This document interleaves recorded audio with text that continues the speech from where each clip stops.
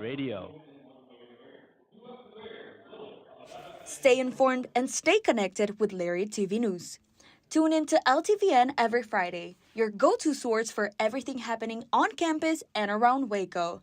From breaking stories to exclusive interviews, we cover campus events, student life, sports updates, and more. By the students, for the students. Catch our latest broadcast every Friday afternoon on YouTube by searching Baylor Lariat TV News. Hey Bears! Are you a freshman or senior? Freshman and senior portraits are now being scheduled. Watch your Baylor email for more information on how to reserve your sitting. Hey Bears! Are you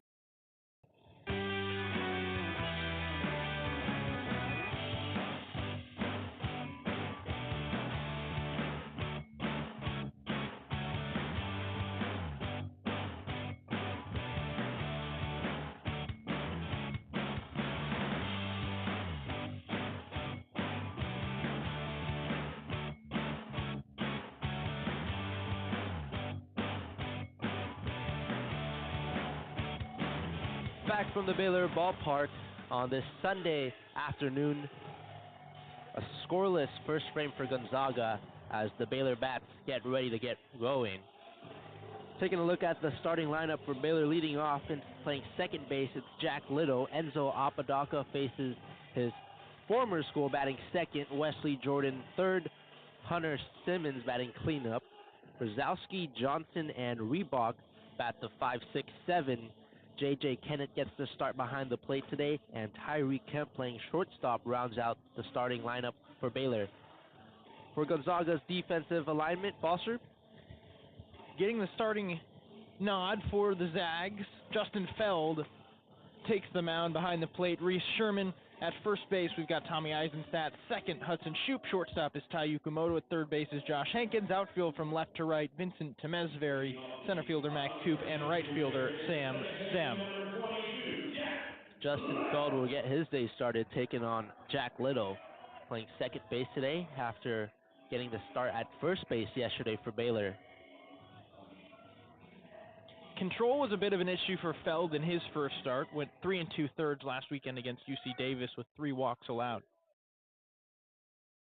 Feld delivers to Little, paints the outer edge of the strike zone.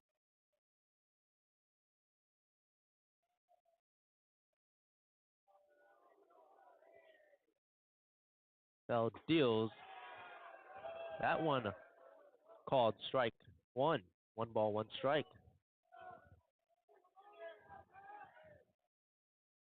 Little 0 for 4 on Friday and Saturday, looking to make his impact on this series as the 1-1 offering from Feld is low. More on Feld. He's a junior. This will be his second year with the Bulldogs. Last year, a 4-2 record with 10 starts under his belt, 4.16 ERA, struck out 62 in 62 innings and allowed 10 home runs. This year, more of the same, 4 strikeouts in that first appearance. The 1-2 from Feld misses upstairs on the 90-mile-an-hour fastball. Feld, the transfer from Tacoma Community College, where he was an All-American. His 2-2 misses high and away. A full count faces Jack Little. A funky delivery for sure from Feld. He'll bring his left leg up all the way to the belt and almost pause for a second before leaning back and finally throwing. 3-2. Popped up in the air and back. Giving a chase is the catcher Sherman, but it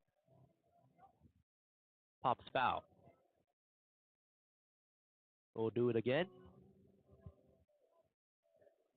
3 balls, 2 strikes, no out, bottom of the first. Jack Little batting .357 to start his year. 10 hits. Little on the ground to Yukamoto, the shortstop, over the Eisenstadt, and 1 down in the bottom of the first. Hard hit ground ball was all over it. Little just on top of one that started, chest high, dropped towards the belt level. 103 mile an hour off the bat and two or three hops to Yukimoto, who had 2 errors on Friday night, but makes the best out of his first opportunity of the day.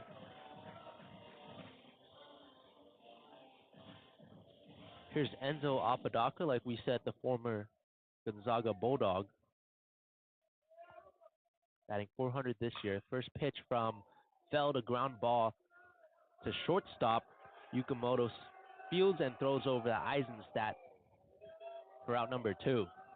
Jack Little hit the ball on the screws towards short, and Enzo Apodaca just a spinner off the end of the bat. Got it pretty good at 88 towards the shortstop, but it's almost a line drive until the ball died right in front of the outfield grass where Yukimoto was playing, scooped it on a hop, and fired to first for the second out.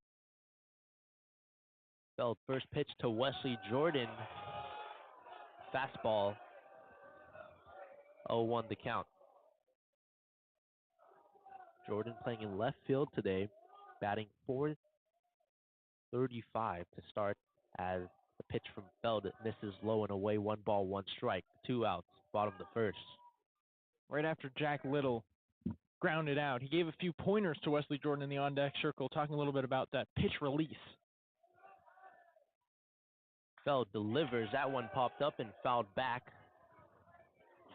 onto the awning.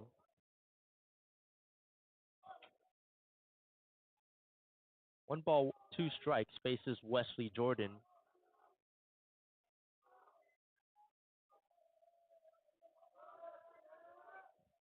The 1-2 from Feld misses away. 2 balls, 2 strikes. 77 mile an hour pitch. Jordan batting right-handed, facing the right-handed pitcher in Feld, who delivers. And the fastball misses upstairs. 3-2. Full count for Wesley Jordan.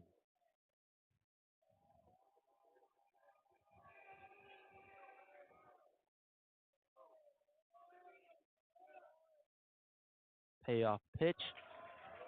Low and away, and that's the first walk of the day for Justin Feld. Wesley Jordan takes first, and here comes Hunter Simmons, the designated hitter. Really good discipline from Jordan. He was swinging first pitch, ready to hit, especially after the tips he received in the on-deck circle. Instead, he waits for his pitch, doesn't see it, and earns a free pass. And it's been an uncharacteristic weekend for Wesley Jordan. Just 1 for 7 with a walk. Does have a double, but finding a way to get on base here with 2 outs and bring Simmons to the plate.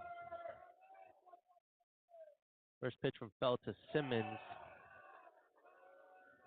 Inside on the 89 mile an hour pitch, 0-1 the count. Simmons off to a great start, .522 batting average after suffering that injury when he crashed into the outfield wall last season that forced him to miss almost the entirety of the season, as this one popped up in the air to right field, stems right under that. And that does things for the first inning. Scoreless here from the Baylor Ballpark. Top of the second coming up next. You're listening to Baylor Baseball on Baylor Lariat Radio. Hey Bears!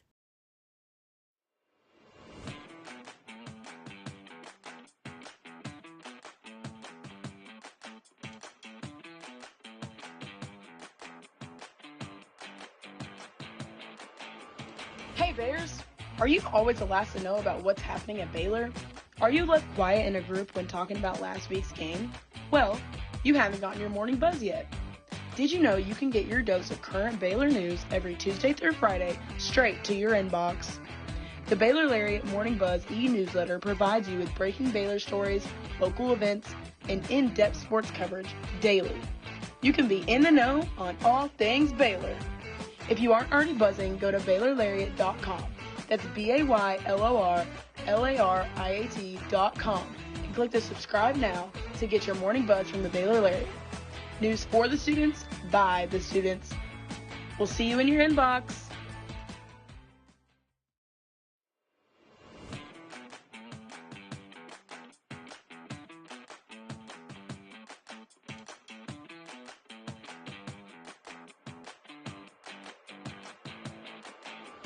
Hey Bears! Are you always the last to know about what's happening at Baylor?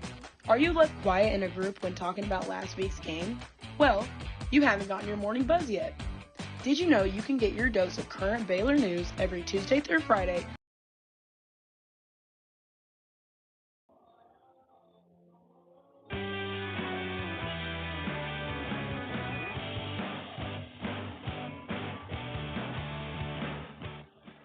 Back from the Baylor Ballpark, I'm Aidan Pham, joined alongside Foster Nicholas on this Sunday afternoon for Baylor Baseball. A scoreless first inning, and Costazio returns for another inning of work facing Mikey Bell. First pitch, got him swinging on the breaking ball. One strike, no balls.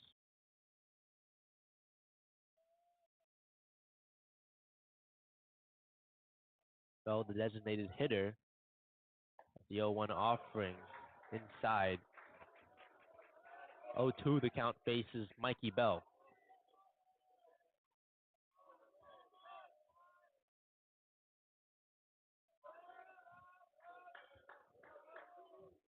From the stretch, Stasio delivers, popped up in the air on the right side and into the parking lot. Fouled.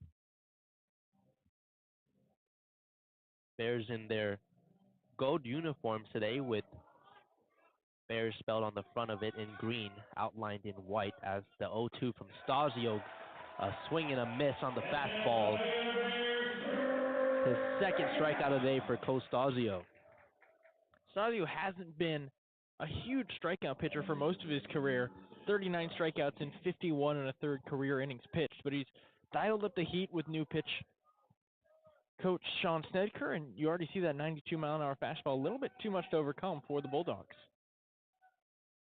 First pitch to Josh Hankins. Fastball inside the zone, 0-1 the count.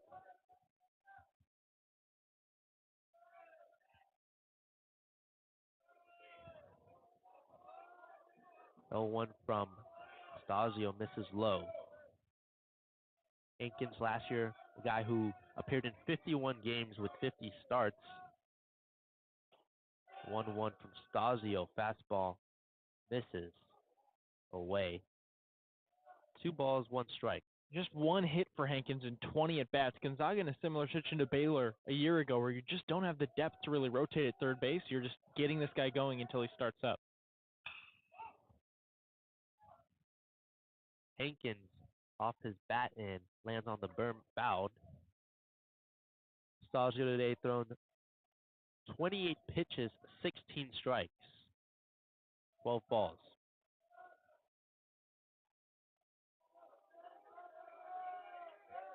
As he gets set from the stretch and delivers off the bat of Hankins and fouled once again on the right side into the parking lot.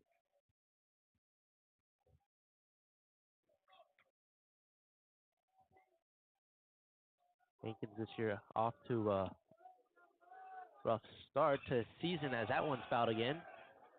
0.50 the batting average, just 1 run scored and 1 hit.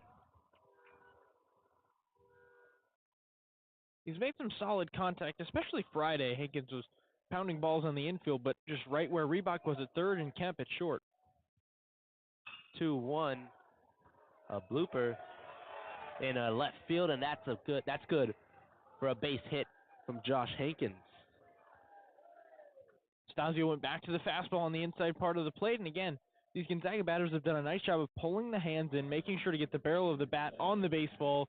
Hankins does just that, and with the wind blowing towards home plate, it's tough to catch a bloof chop to shallow left field, resulting in the first hit of the day for Gonzaga.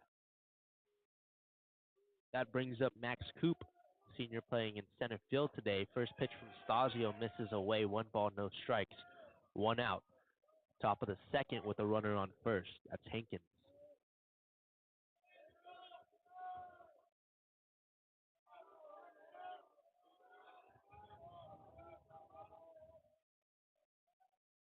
The 1-0 from Stasio is fouled back towards the Gonzaga dugout.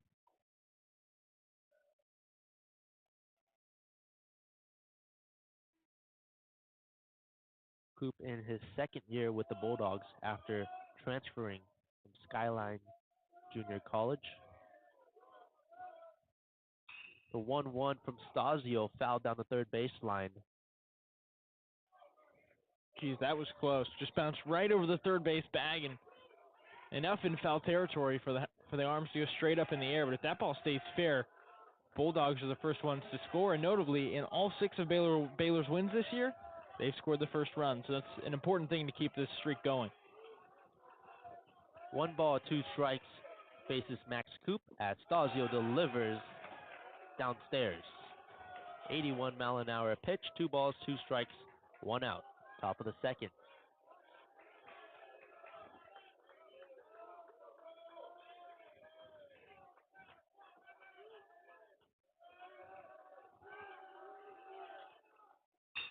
Two from Stasio, a ground ball up the middle. Little pitches back to Kemp. The throw over the first is not in time. Cole Stasio was jumping on the mound, thought he had it, waiting to see if Mitch Thompson was going to go out there and elect a replay review. It looks like not, but a nice turn by Jack Little, who was moving towards the second base bag to field the ball. He gets it with the glove, doesn't have time to transfer, so he just flips it with the glove. Tariq Kemp barehands it and then fires to first. A nice reach by Brzezowski, what they call a bang-bang play safe at first, as every umpire is taught to do in umpiring school. So they got 2 down. So they get the out at second, 2 down. Here's Reese Sherman. Pitch from Stasio is high and away.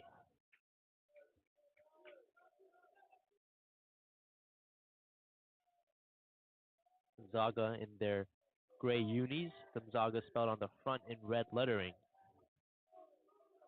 Silver bat sits on Drew Sherman's shoulder as that pitch from Stasio misses low and away. 85-mile-an-hour breaking ball.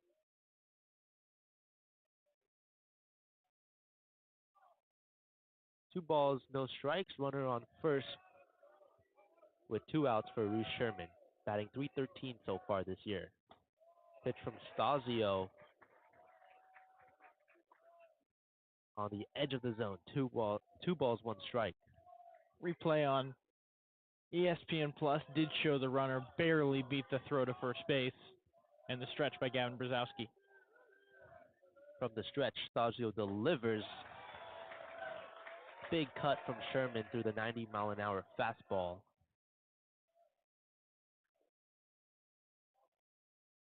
.40 pitches thrown so far for Coach Stasio, 24 of them strikes.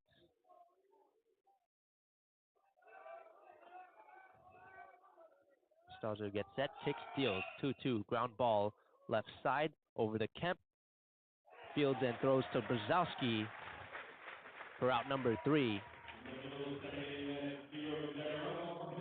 So Gonzaga leaves 1 runner stranded on base, no runs scored. Bottom of the second coming up next. You're listening to Baylor Baseball on Baylor Lariat Radio.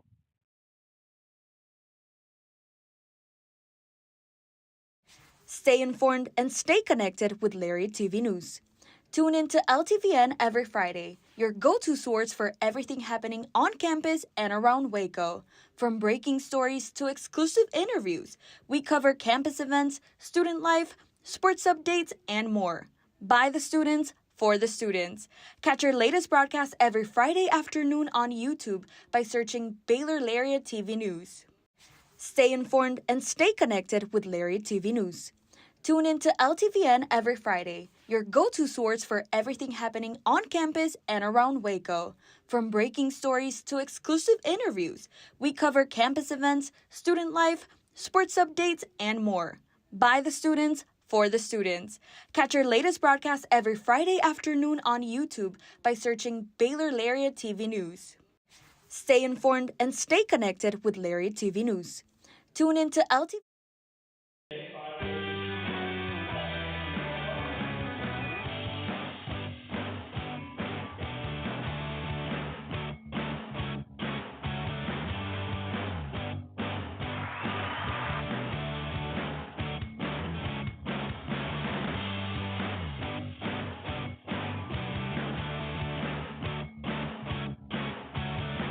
Back from the Baylor Ballpark, Aidan Pham, Foster Nicholas with you on this Sunday afternoon. No scores yet. Bottom of the second as Gavin Brzezowski steps into the left-handed batter's box for Baylor. Brzezowski, the sophomore, playing first base today, facing Justin Feld. Feld kicks and deals. Fastball upstairs gets Brzezowski swinging.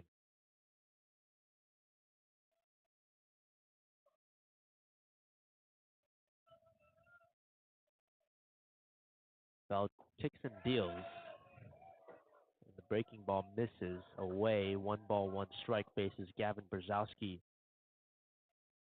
Brzezowski batting .250 this year. 5 runs scored, 3 hits. Pitch from Feld popped up in the air towards center field, making his way over to make the easy catches. Coop, and that's 1 down. Bottom second.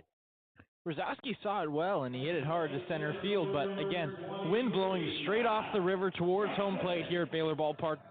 You got to really get all of the baseball if you want to hit it out. On Tuesday night, the Bears had a couple of those where they defied the wind.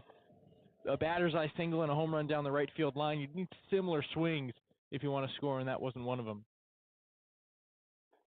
Here's Ty Johnson, who takes the first pitch. 0-1 the count. Johnson, left-handed batter. As Feld kicks and deals that one upstairs.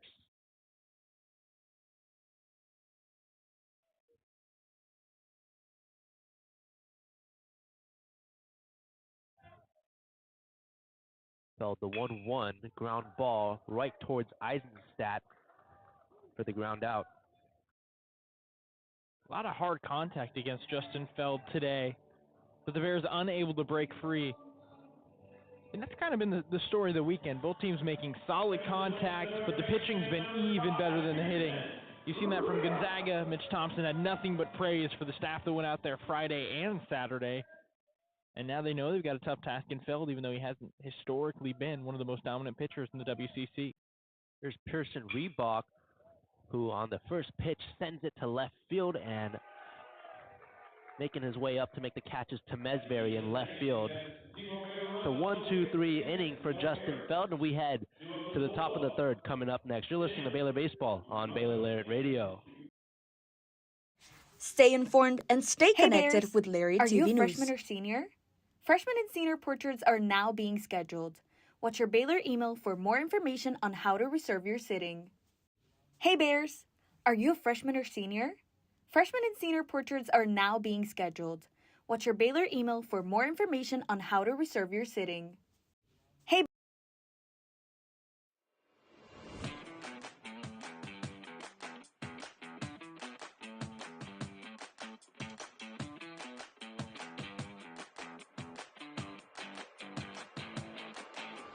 Hey Bears! Are you always the last to know about what's happening at Baylor? Are you left quiet in a group when talking about last week's game?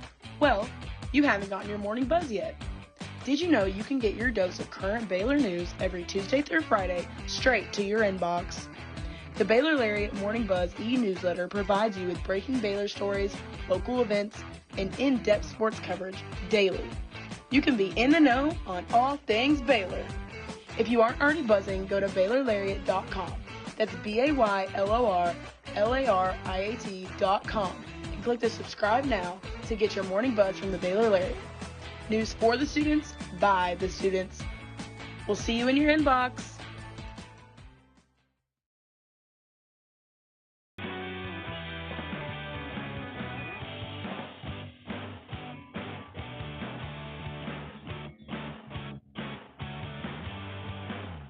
Top of the third here from the Baylor Ballpark. No score yet.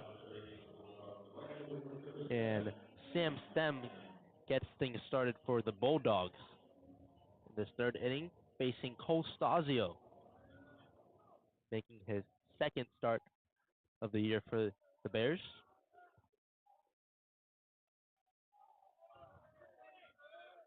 Stasio's first pitch is away on the 91-mile-an-hour fastball. Weak shift to the right side for this left-handed bat. Brzezowski tugging the first base line and Little into left center field. Stasio, the 1-0 offering, is fouled back left side into the stands.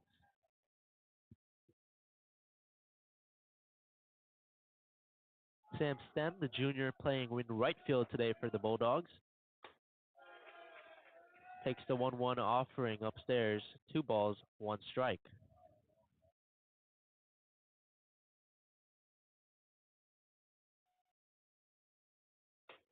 Two one misses away from Stasio. 3 ball, 1 strike.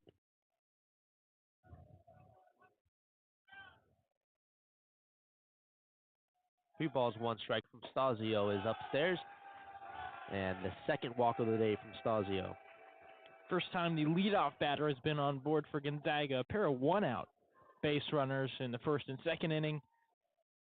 And now with the leadoff hitter on, and the only guys with base hits this weekend heading up to the plate, Stasio needs to buckle down.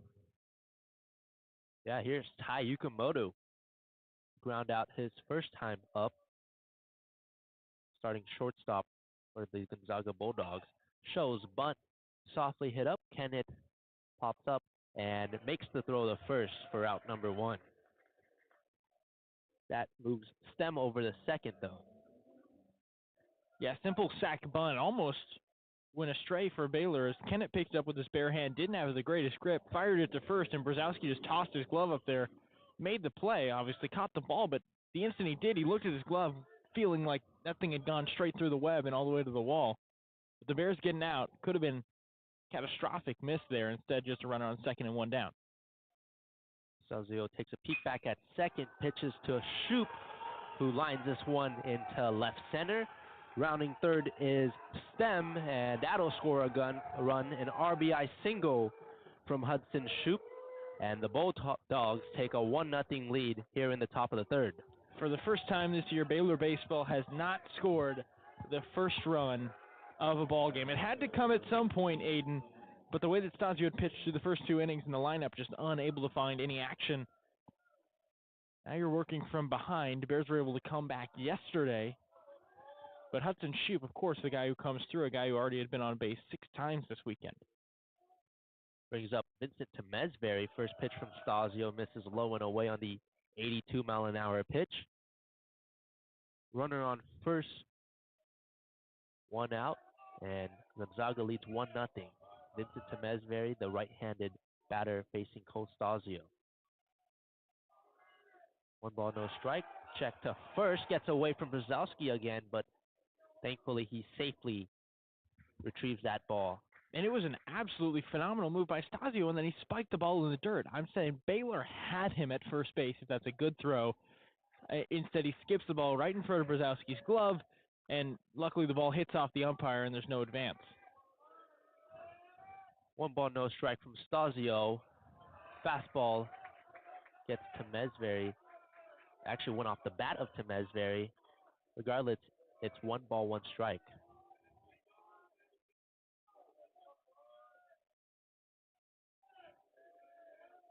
1-1 from Stasio is low.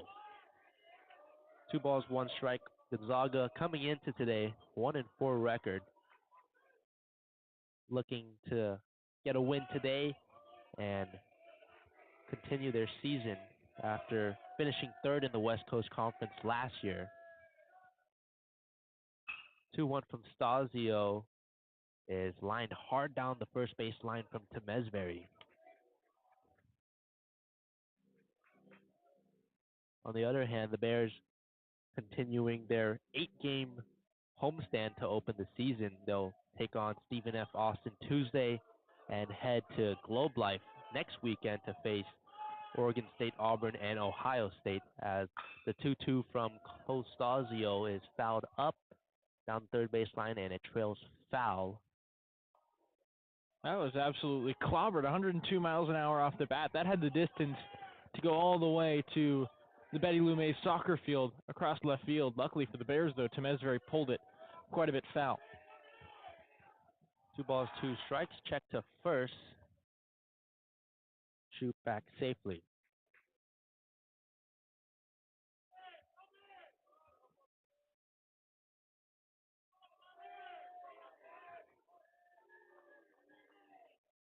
Two from Stasio. Swing and a miss. Down goes to Temesbury. 2 outs. Top of the first brings up Tommy Eisenstadt. Eisenstadt with a fly out. He hit pretty well to Enzo Apodaca in his last at bat. And with a left-handed bat, Bears can't really shift with the runner on first base. And let's play straight up against the pull hitter. 3 strikeouts on the day for Cole Stasio as he checks back to first. shoot back safely.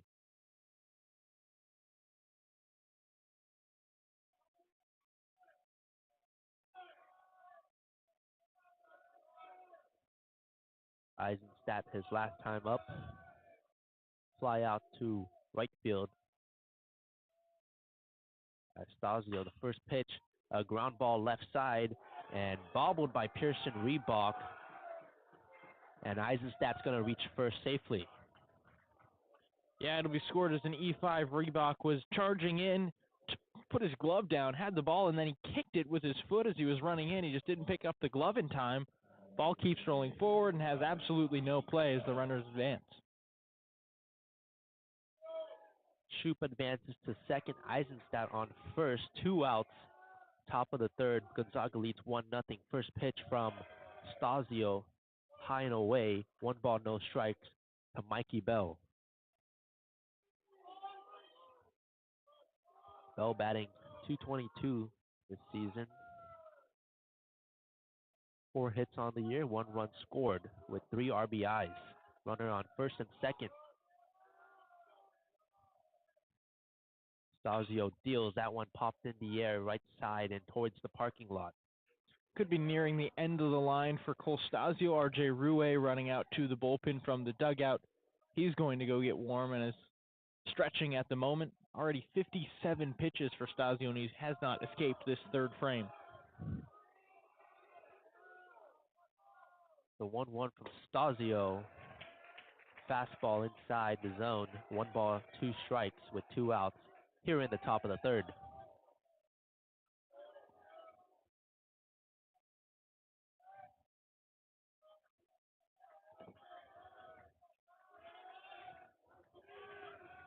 Stasio, the 1-2. Fly ball right field. Backing up for it is Apodaca. Reaches up, squeezes the glove, and out number 3. Gonzaga gets one run scored in the top of the third, leave 2 stranded. Bottom third headed up coming up next. You're listening to Baylor Baseball on Baylor Lariat Radio. Stay informed and stay connected with Lariat TV News.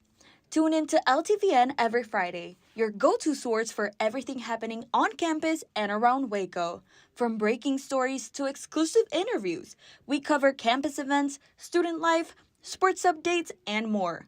By the students, for the students. Catch our latest broadcast every Friday afternoon on YouTube by searching Baylor Lariat TV News.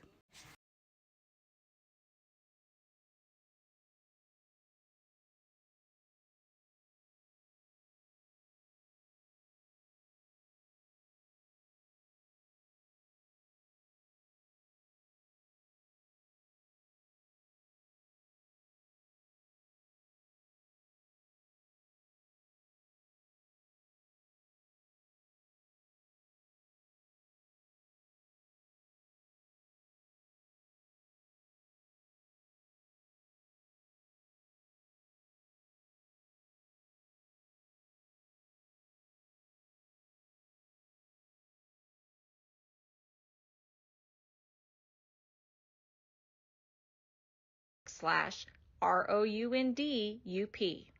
Have a great year, Bears, and sick 'em.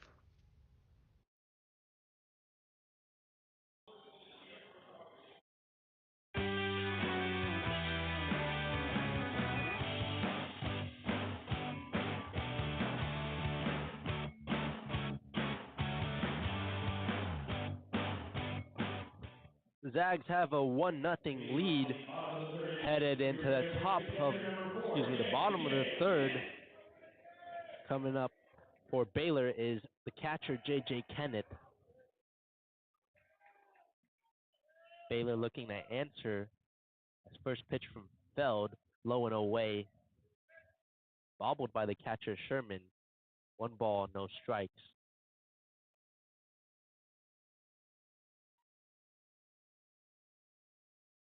J.J. Kenneth, the sophomore out of Manville, Louisiana. 1-0 pitch from Feld. Fastball inside the zone. 1 ball, 1 strike. To the right hand, batting .375 this year, as the 1-1 from Feld is off the bat of Kenneth and fouled towards the berm.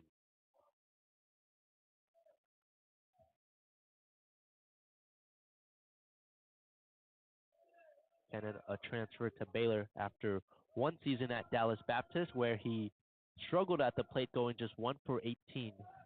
However, off to a good start to the year for the Bears, as the 1-2 soft ground ball right side and picked up by Shoop, throw over to Eisenstadt, one down for Justin Feld and the Zags.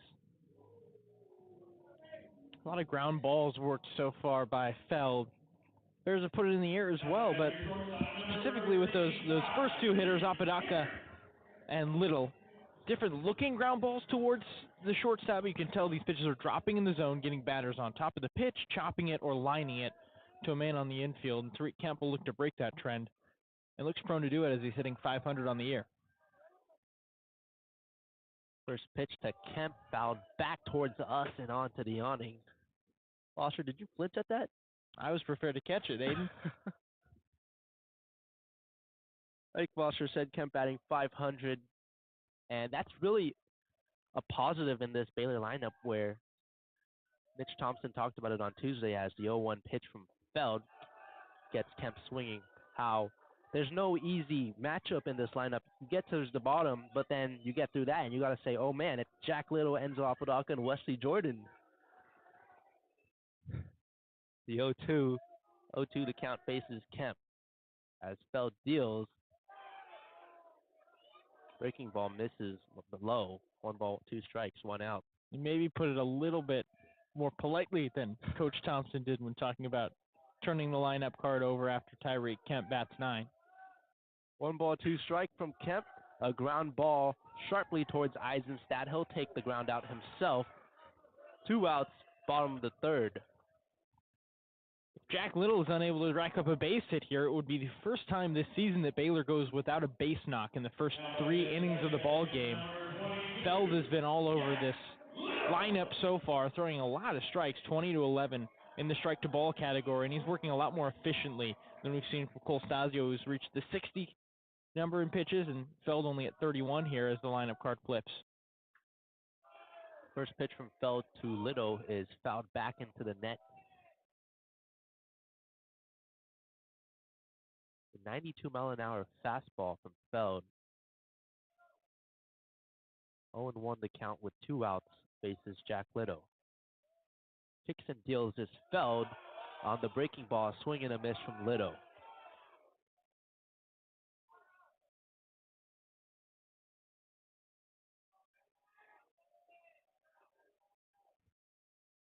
Little still looking for his first hit of this series as the 0-2 misses away. 1 ball, 2 strikes with 2 outs for the sophomore second baseman.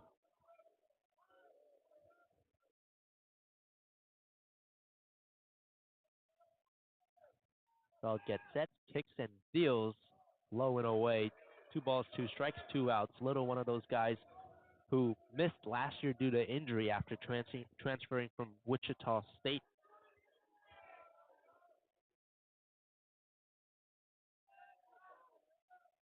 Feld, the 2-2 misses away on the fastball at 93 miles an hour. A full count for Jack Little. A loud Gonzaga dugout hoping for that strike 3 call. Even Feld kind of walking off the mound onto the green before strutting back on. 3-2.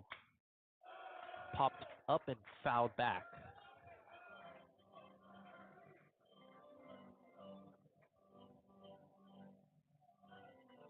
Little ground out his last time around today. A red bat wavering above his green helmet as the 3-2 from Feld is upstairs, and Little will reach on a walk. Here comes Enzo Apodaca, the senior right fielder.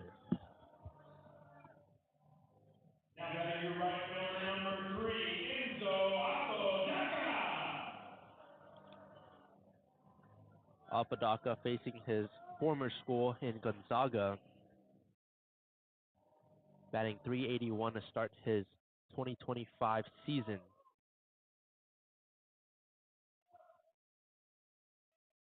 Having left-handed, first pitch from Feld misses low on the breaking ball. 1 ball, no strikes with a runner on first and Little. First baseman Eisenstadt squatting down at first base, really towing the line, maybe a foot away from the actual first base foul line as they try to prevent anything right down that gap.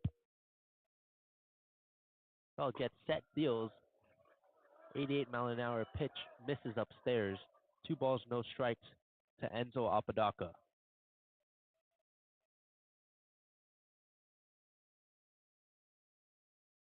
Justin Feld about to throw his 41st pitch of the day. 23 of them have been strikes. As this one, a fly ball in a shallow center, and shifting over to make the catch is Shoop. And despite the walk from Jack Little, Bears get nothing going, no score in the bottom of the third, top of the fourth coming up next. You're listening to Baylor Baseball on Baylor Lariat Radio.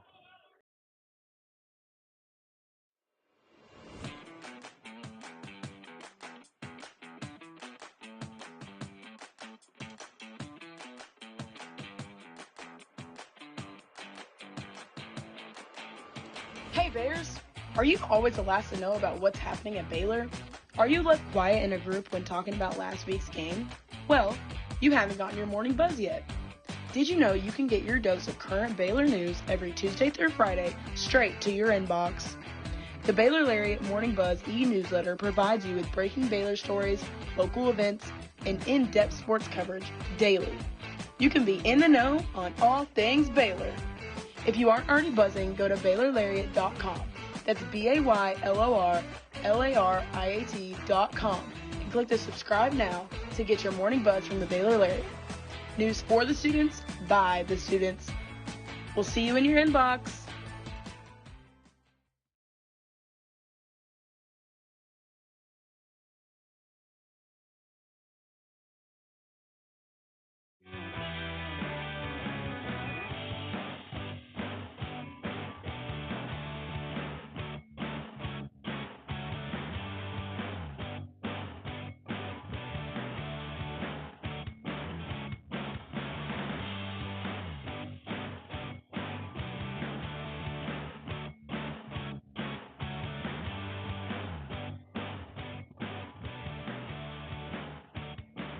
Headed to the top of the fourth, Gonzaga has themselves a 1-0 lead with third baseman Josh Hankins coming up to bat.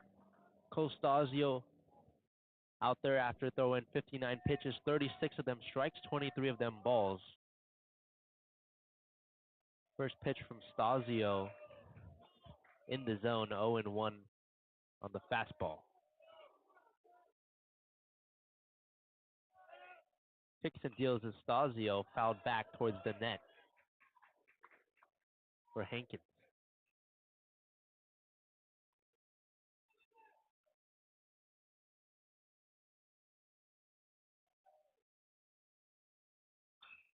Hankins had a single his last time around, and this pitch is fouled up and back on the right side. No balls, 2 strikes. Gonzaga leads 1-0. Top of the fourth with Josh Hankins. Swing and a miss on the 92-mile-an-hour fastball. Down goes Josh Hankins, and here comes Max Coop. Stasio's 4th K of the day. That marks a tie for his career high.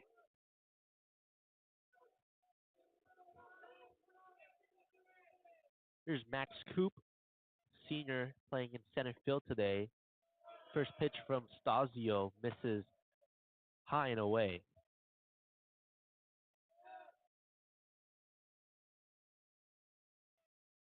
Stasio kicks and deals off the bat of Coop and into the backstop. 1 ball, 1 strike.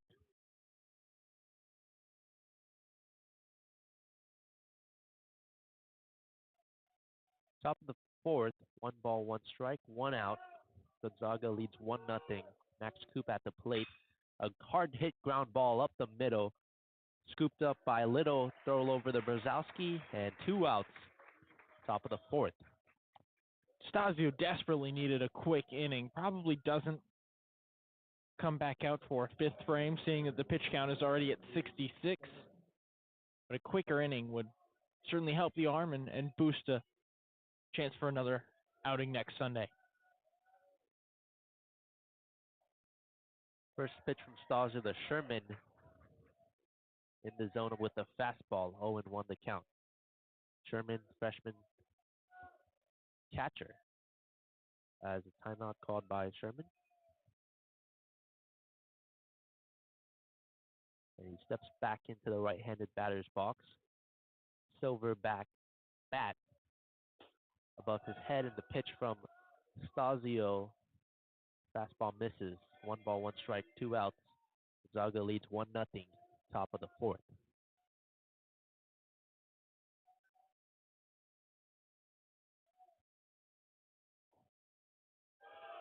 The 1-1 from Stasio. High and away on the 91-mile-an-hour pitch. 2 balls, 1 strike with 2 outs.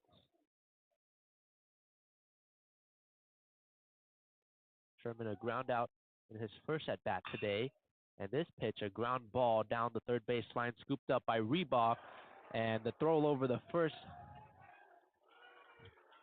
goes into the Gonzaga, the wall in front of the Gonzaga dugout. And Sherman will reach second. Well, Reebok had a great day defensively on Friday, earning the start, and a couple of sweet snags at the shoestrings. He'd fire it to first just fine, but he was deep in the hole this time. Back feet on the outfield grass as he was charging, scooped it up, didn't have enough on the throw, and that will go down as an E5 that allows Sherman to reach second base. Here's Sam Stem. First pitch from Stasio. Blown away on the breaking ball. 2 outs, top of the fourth. Gonzaga leads 1-0. Runner on second is Sherman. Batter is Sam Stem. Stasio kicks, steals, hard hit ground ball up the middle. Kemp leaps up, makes the catch, and throw over the first to Brzezowski. And Gonzaga leaves 1 stranded, top of the fourth. And they lead 1-0 headed to the bottom of the fourth. You're listening to Baylor Baseball on Baylor Lariat Radio. Stay informed and stay connected with Lariat TV News. Tune in to LTVN every Friday, your go-to source for everything happening on campus and around Waco. From breaking stories to exclusive interviews, we cover campus events, student life, sports updates, and more. By the students, for the students. Catch our latest broadcast every Friday afternoon on YouTube by searching Baylor Lariat TV News. Hey there, Bears. Are you living your best life this year at Baylor? Well, we've got great news. The Baylor Roundup Yearbook has been right there with you, capturing those memories at every event. So don't forget to buy your 2022-23 Baylor Roundup Yearbook today and share your memories with friends and family for generations to come. But wait, did you already graduate? Don't worry, we've got you covered. We have yearbooks dating all the way back to 1896. So visit our website today at www.baylor.edu/roundup and order your copy. That's www.baylor.edu/ROUNDUP. Have a great year, Bears, and sick 'em.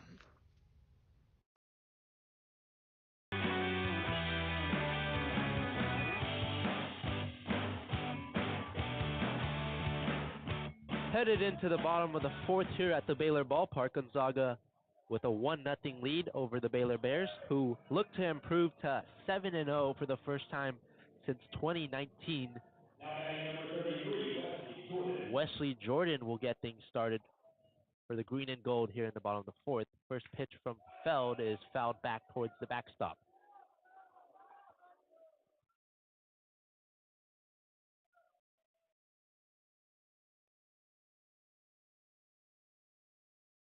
Jordan, his last at-bat today, drew a walk as the 0-1 from Feld is upstairs on the 91-mile-an-hour fastball.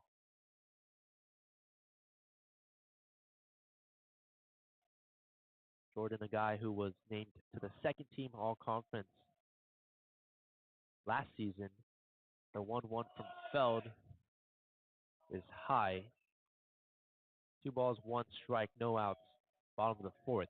Jordan is seeing Feld really well. He was shaking his head no before the ball was even out of Feld's hand. 2-1 from Feld off the bat of Jordan and fouled on the right side towards the parking lot.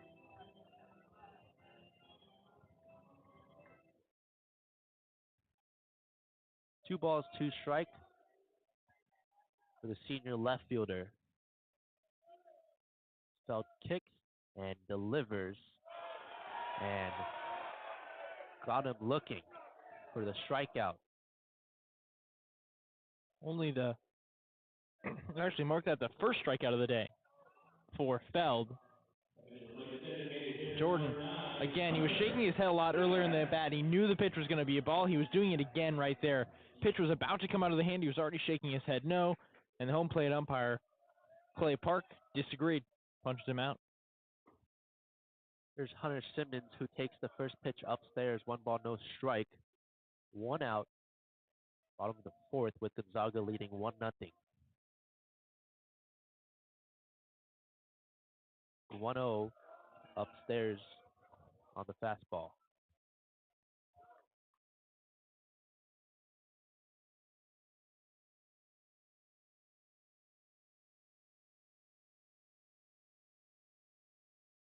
Field kicks and deals, and Simmons takes a cut through that 90-mile-an-hour fastball. 2-1 the count.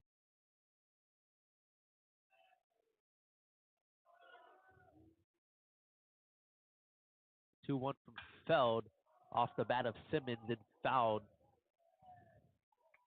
towards the right side into the stand.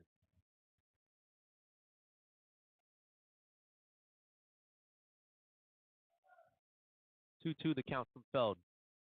This is low and away. A full count faces Hunter Simmons.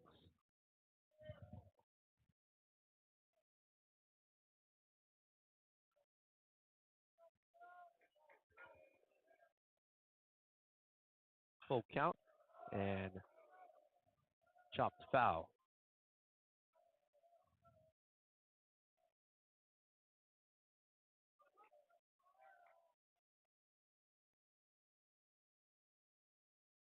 Simmons so far this year batting .500 with 12 hits, has a 3-2, misses high and away, and Hunter Simmons reaches on the walk.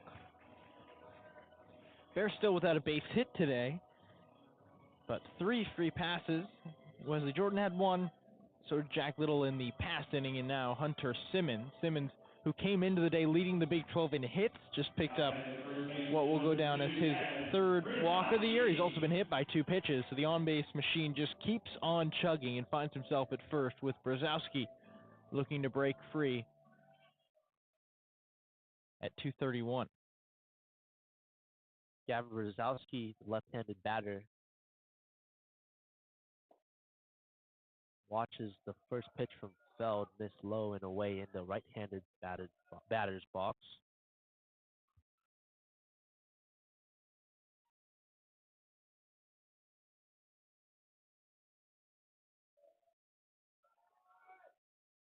The 1-0 from Feld is a softly hit ground ball picked up by Eisenstadt. Throw over the second to Shoop for out number 1. And the turn to first for out number 2. Or, excuse me. That's 2 outs. Excuse me. And the bottom of the fourth. That brings up Ty Johnson.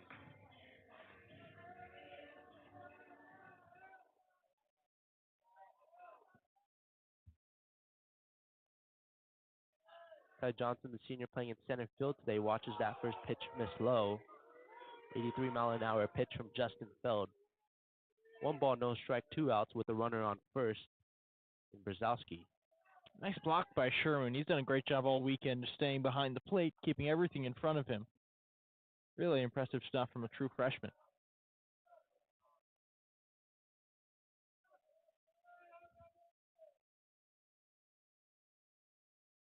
Now kicks and delivers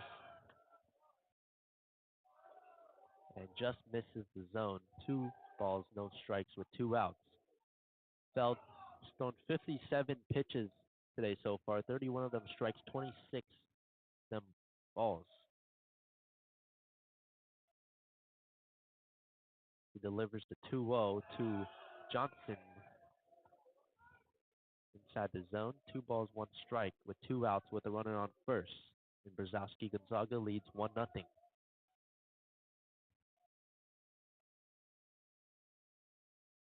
Feld picks and deals, popped up in the air, and charging in for it, and that falls in the right center gap. Brzezowski will reach third, and Johnson on first. Soft contact, but got enough of it to bloop it just over the head of the second baseman, Shoop, and in front of Stem out in right field. Both were charging, and also miscommunication between Shoop and Stem. Neither one of them takes charge, and ball's in no man's land. Brzezowski was turning and getting ready to go around third before Jim Blair put on the stop sign. And an opportunity for Reebok to make up for a couple of errors in the field and even up the ball game for the Bears. Pearson Reebok, the freshman third baseman, chance to cash in. Brzezowski at third here, watches the first pitch miss upstairs on the 88-mile-an-hour pitch. 1 ball, no strike. Reebok got his first hit in RBI as a Baylor Bear yesterday. Love the opportunity here to cash in Brzezowski and tie this game up. The 1-0 pitch is fouled back on the left side in the stands. 1 ball, 1 strike, 2 outs. Runner on first and third.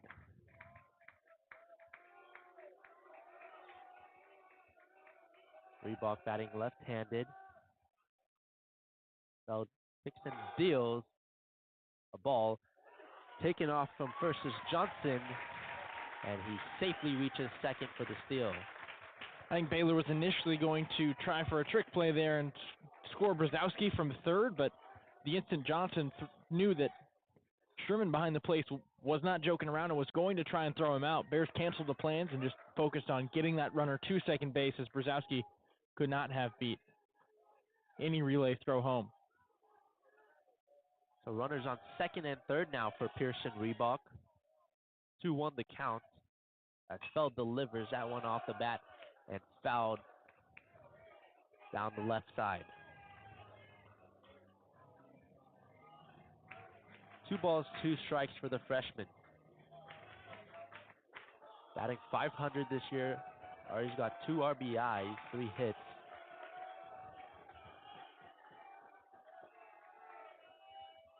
So kicks and deals.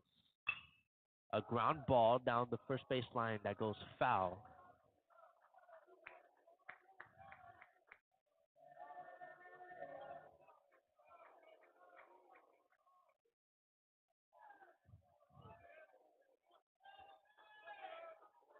Gonzaga leads 1-0, bottom of the fourth. Pearson Reebok at the plate for the Bears. Runners on second and third. Feld delivers, and off the bat of Reebok and into the back net. Nice battle between the freshman and the junior on the mound. Reebok 3 for 6 on the season, a couple of runs batted in. It has looked really comfortable. Batting from the left side, a good alternate to Hunter Toplansky, who will likely face most of the left-handed pitching this season. This will be the 7th pitch from Feld to Reebok. Delivers and fouled up and back onto the awning on the left side. Baylor dugout is absolutely loving this. There hasn't been a battle like this whole afternoon. Feld came into this inning throwing less than 40 pitches. He's all the way up to 66 right now in the bottom of the fourth, and a majority of that coming against Pearson Reebok here. 2 balls, 2 strikes, 2 outs. Bottom of the fourth. Field deals a ground ball. Looper in a right field. That'll cash in Brzezowski. Johnson turns third. 2-run score. Reebok goes for second and safely reaches a 2 RBI double from Pearson Reebok, and Baylor catapults into a 2-1 lead over Gonzaga, bottom of the fourth. Perfect job of hitting, and they'll review this to see if the Reebok who was advancing on the throw, if he was out. However, it is going to be a 2-run single nonetheless, advancing on the throw to the plate. Gonzaga officially challenging the play, but Reebok was waiting for the pitch. He had timed up everything, foul ball after foul ball. What's pitch number 9? He gets a fastball inside corner, pulls the hand, shoots it right over the glove of Shoup at second base into left field. And with the velocity, Ty Johnson had no questions about where he was headed. He goes home. The relay throw from right field in stem, fired home way off the line, almost to the BU behind home plate is where the catcher Sherman had it. He then fired to second, and that's what they are reviewing right now in the dugout, is whether Pearson Reebok, who was trying to extend his single, had made it to second in time. Either way, 2-run score for the Bears, no matter the outcome here. Looked like a bang-bang play at second, may have even been out. However, that's one way. You know, you got 2 errors in the field. It's very easy to lose confidence in yourself. Mitch Thompson on Friday said, when you're at third base or shortstop for that matter and you're a freshman, if you have any fears, it shows there. He had no fears on Friday. You could see a little bit of that coming up today with a couple of errors, kind of beating himself up, and nothing shows that you're mentally tough more than a 9-pitch at-bat resulting in a 2-run single, and Reebok did that right there to put the Bears back in front. Yeah, what a job by the freshman. And like you said, Bears haven't trailed, and they were down 1-0. Pearson Reebok cashes in 2 runs.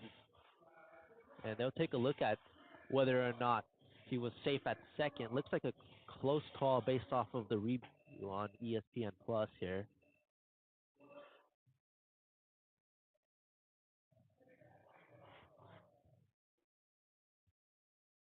So as it stands right now, 2 outs in the bottom of the 4th. Baylor leads 2-1. Runner on second is Reebok, as we're about to get the call here. And it's confirmed Reebok was safe at second. Still stands as a single, advancing on the throw for Reebok, but a 2-run single at that. He puts the Bears back in front, and with 2 outs, still threatening. Gonzaga already moving towards the bullpen. A couple of right-handed relievers warming up for the Bears, a lefty and a righty up in their bullpen. Here's J.J. Kennett, sophomore catcher. Feld deals and takes a strike that has a couple Baylor fans frustrated.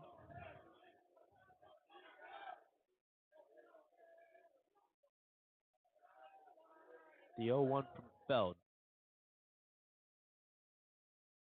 Deals. Ground ball up the middle. Rounding third is Reebok, and Kenneth reaches first, an RBI single, and the Bears add on to their lead, leading 3-1, bottom of the 4th. More solid hitting, not trying to do too much. It would be very easy in that situation for Kenneth to see the success of Reebok and just swing for the fences. Instead, he just shortens up his swing, chokes up on the bat, fires it right up the middle on an easy ground ball, puts it in shallow center field where the ball dies. Easy for Reebok, who's got some wheels to score from second. And very quickly, the Bears went from needing a lot to sitting comfortably in the driver's seat. Here's Tyreek Kemp, senior playing shortstop today, with a runner on first in Kenneth. First pitch from Feld is a ground ball up the middle and in the left center gap. Headed to third is Kenneth, and Kemp with a single. In a span of just 4 pitches, Baylor has plated 3 runs with 3 singles.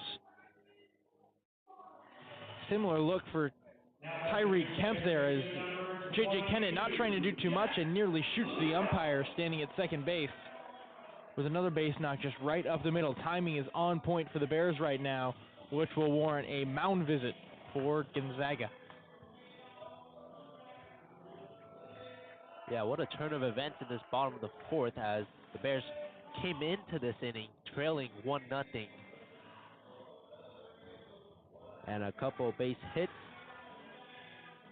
has them in position and leading 3-1 over Gonzaga. And for Feld, unfortunately, the top of the lineup comes up with Jack Little here. But before that, a mound visit.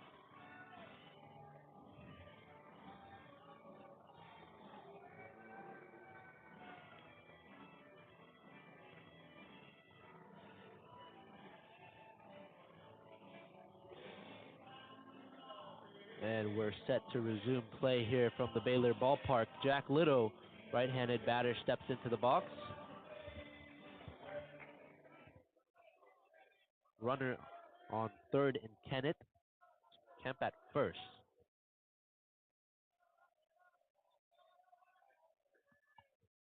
Now kicks and deals.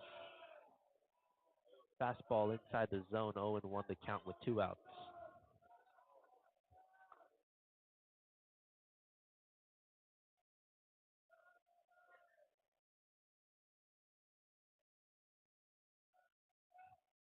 Feld had a ground out and a walk earlier today. He pops this one high up in the air.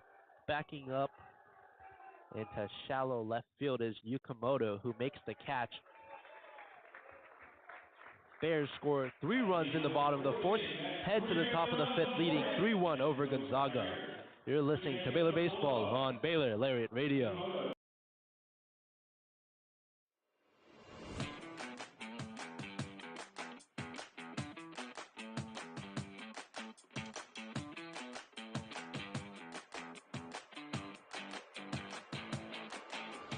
Hey Bears! Are you always the last to know about what's happening at Baylor? Are you left quiet in a group when talking about last week's game? Well, you haven't gotten your morning buzz yet. Did you know you can get your dose of current Baylor news every Tuesday through Friday straight to your inbox? The Baylor Lariat Morning Buzz e-newsletter provides you with breaking Baylor stories, local events, and in-depth sports coverage daily. You can be in the know on all things Baylor. If you aren't already buzzing, go to BaylorLariat.com. That's BaylorLariat.com and click the subscribe now to get your morning buzz from the Baylor Lariat. News for the students, by the students. We'll see you in your inbox.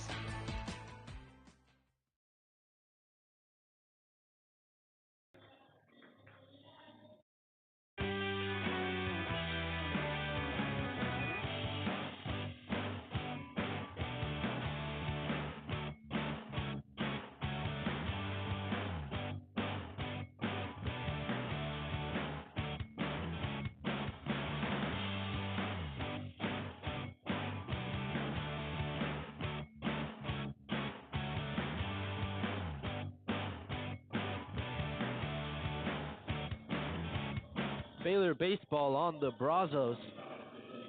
Hi everybody, I'm Aidan Pham, joined by Foster Nicholas today. Top of the 5th after the Bears put up 3 runs in that 4th inning, lead 3-1 over Gonzaga. Here's Ty Yukamoto, Costasio out there for another innings of work. First pitch to Yukamoto misses low and away on the fastball, 1 ball, no strikes. The senior shortstop.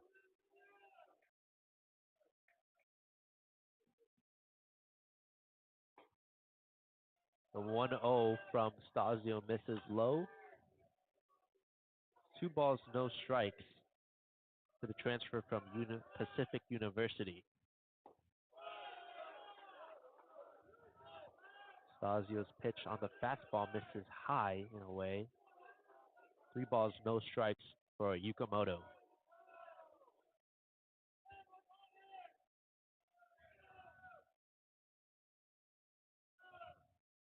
.30 from Stasio. Paints the edge of the zone. 3 balls, 1 strike on the fastball.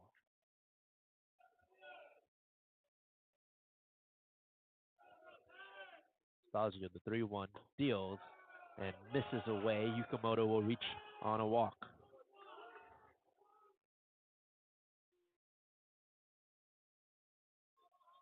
And just like that, Gonzaga's got themselves a runner on first, and here comes Hudson Shoup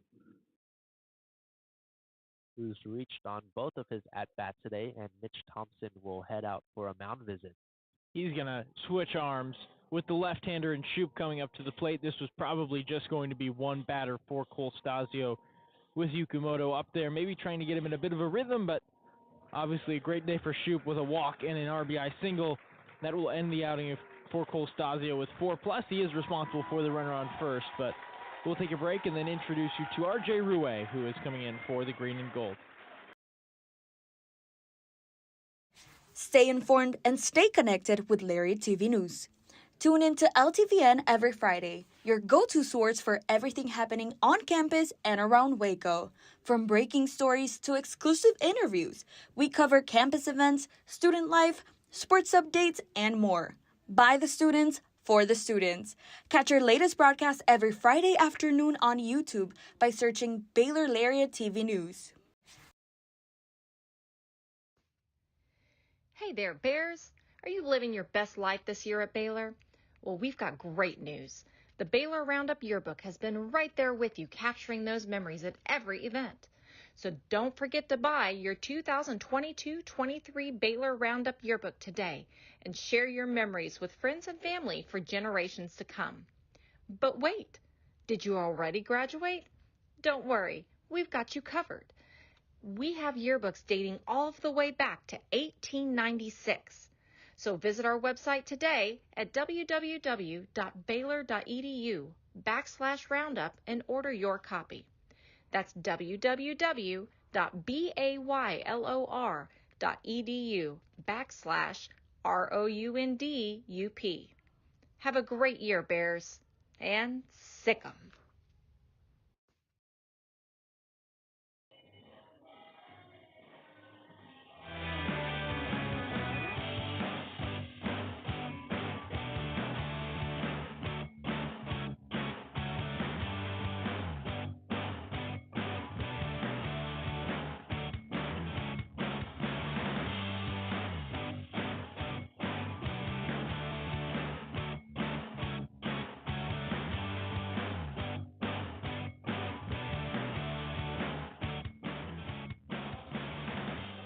Back from the Baylor Ballpark after a pitching change from Baylor. New pitcher is RJ Rouet, the sophomore from Salina, Texas. Had a really nice year last year. Did RJ Rouet. Started a couple of games, 2-0 record, ERA of 5.45 isn't where you want to see it, but that was only a couple of bad outings. Struck out 34 and 34 and 2/3, and threw a scoreless inning in his first appearance this year, only allowing one hit while striking out one batter last weekend. First pitch from Rouet to Shoop is fouled up and back. Runner on first is Yukimoto.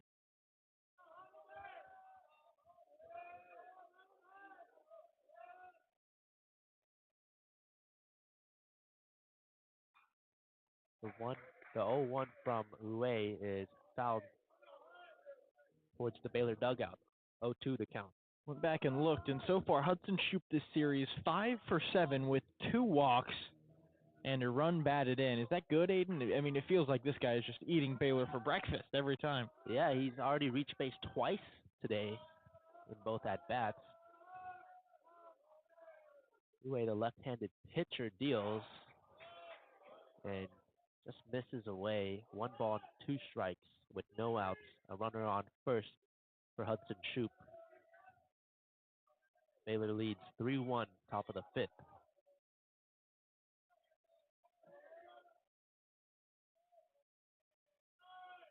The 1-2 from Rouet. Low on the 79 mile an hour pitch. 2 balls, 2 strikes. For Shoop, who's batting .500 this season with 10 hits already, 3 RBIs. Rouet deals, and this one, a line drive into center field for a single from Hudson Shoop, and his hot streak continues. Ty Johnson lost that one in the sun a little bit. Might have had a play on it if he got a better jump and saw the ball off the bat. Instead, he had his glove covering his eyes, couldn't see it, finally found it, And the ball bounced on the ground, and when it went into his glove, he mishandled it, couldn't pick it up. But there also was an opportunity to throw out the runner, Yukumoto, going for second base because he was thinking that Ty Johnson had the chance to make the catch. Ruwei deals to Temesbury, and that paints the outer edge of the zone for strike one.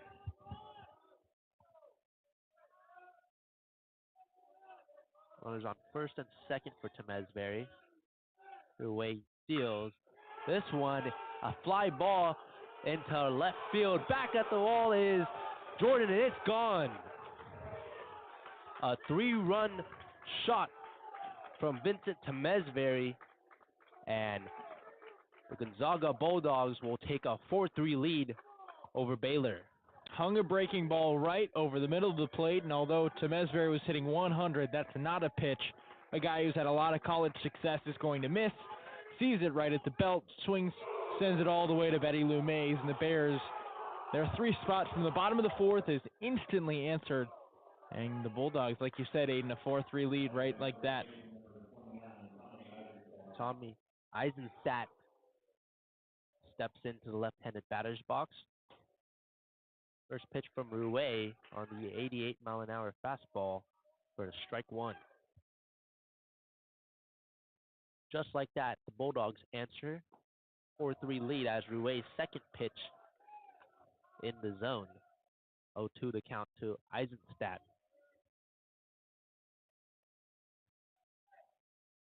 The 0-2 misses away.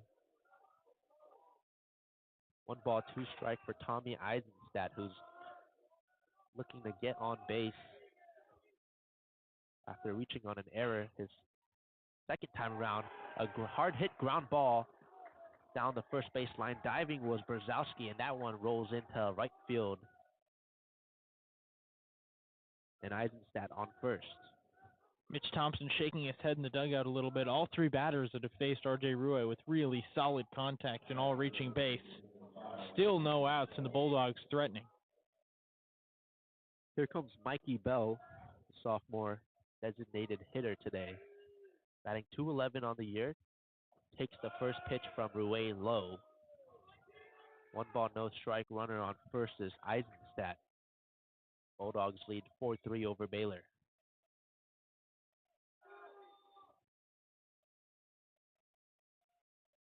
Ruwei deals upstairs with a fastball. 2 balls, no strikes. With no outs in the top of the 5th after a 3-run homer from Vincent Temesbury, his first of the year. This one, a high fly ball into left center. Back towards the wall is Johnson. It bounces off the wall. Rounding third is Eisenstadt, and he'll reach safely. Bulldogs extend their lead to 5-3.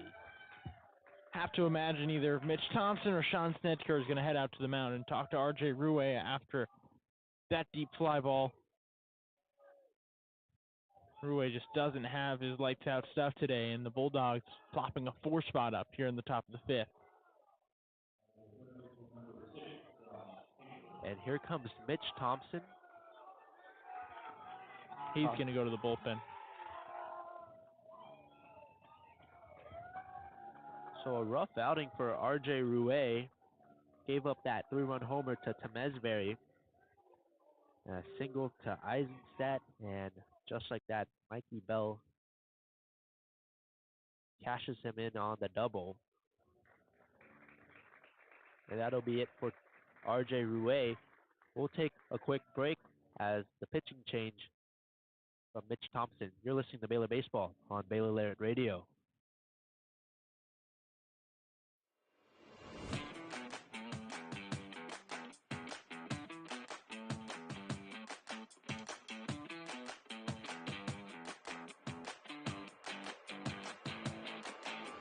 Hey Bears! Are you always the last to know about what's happening at Baylor? Are you left quiet in a group when talking about last week's game? Well, you haven't gotten your morning buzz yet. Did you know you can get your dose of current Baylor news every Tuesday through Friday straight to your inbox? The Baylor Lariat Morning Buzz e-newsletter provides you with breaking Baylor stories, local events, and in-depth sports coverage daily.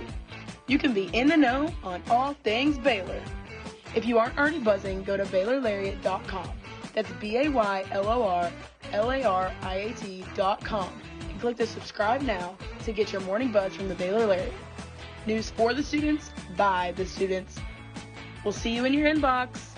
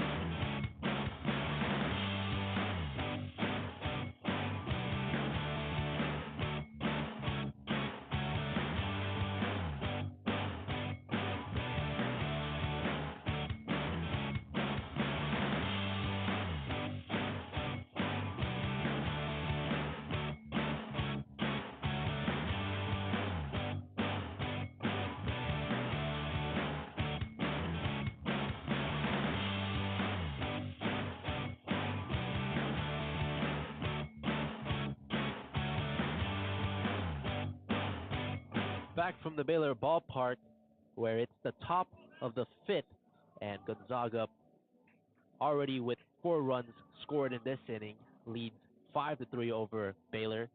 After a pitching change, R.J. Rouet with 4 hits and 3 runs allowed.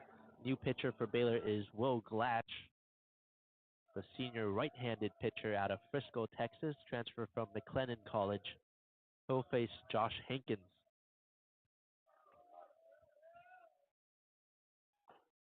First pitch from Glatch in the zone on the 92-mile-an-hour fastball, 0-1 the count.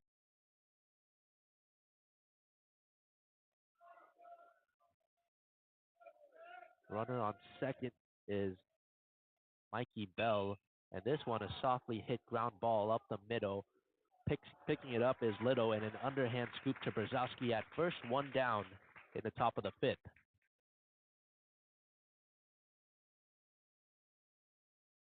Brings up Max Coop, the senior, playing in center field today for the Zags.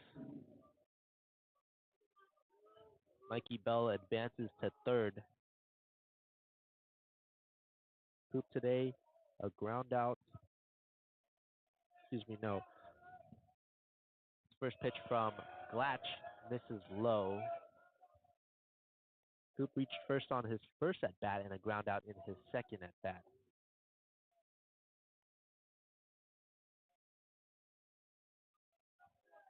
One ball, no strikes with 1 out, top of the 5th. Coop takes a big cut at that 86-mile-an-hour pitch from Will Glatch. 1 ball, 1 strike with a runner on third.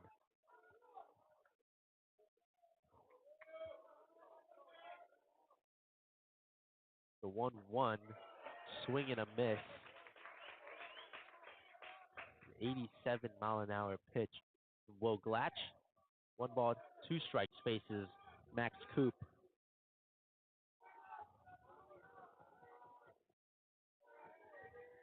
Coop trying to add on to that Gonzaga lead as the appeal to first says he didn't go. 2 balls, 2 strikes. Bell taking an aggressive lead at third. Reebok there, and the rest of the infield playing with their toes on the infield grass in case of anything in the infield or bunted. Bears will be able to have a play at the plate. Glatch kicks and deals that one low. A full count for Max Coop. That's 3 pitches in this at-bat that have skipped towards the plate and forced Kennett behind home to keep the ball in front of him.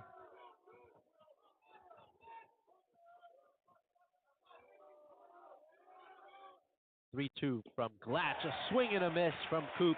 And 2 outs and hit the top of the 5th. Went back to a breaking ball in the dirt, and this time finally got Coop to bite. Coop hadn't been at the previous 3, but able to drop the pitch right off the table was Will Glatch. Nice work of pitching, I guess. Go back to what he feels comfortable with and eventually gets his first strikeout of the day. Here's Reese Sherman, freshman catcher. Takes the fastball for strike one. That kicks and deals that one off the bat of Sherman and fouled. Sherman talking to the home plate umpire Clay Park, requesting a quick pitch, saying, hey, Glatch didn't really have two separate motions, and he didn't there. Is a reasonable argument. Glatch just stepped on the rubber and instantly came set before firing. This time he's going to take a little bit more time as to avoid such an argument. No balls, 2 strikes against Reese Sherman. That's 10 pitches today so far. 7 of them have been strikes.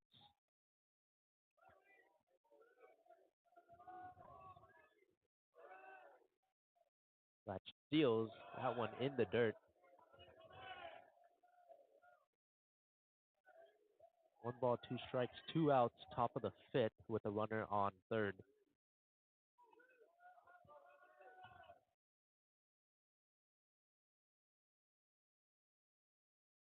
Latch steals and fouled by Sherman.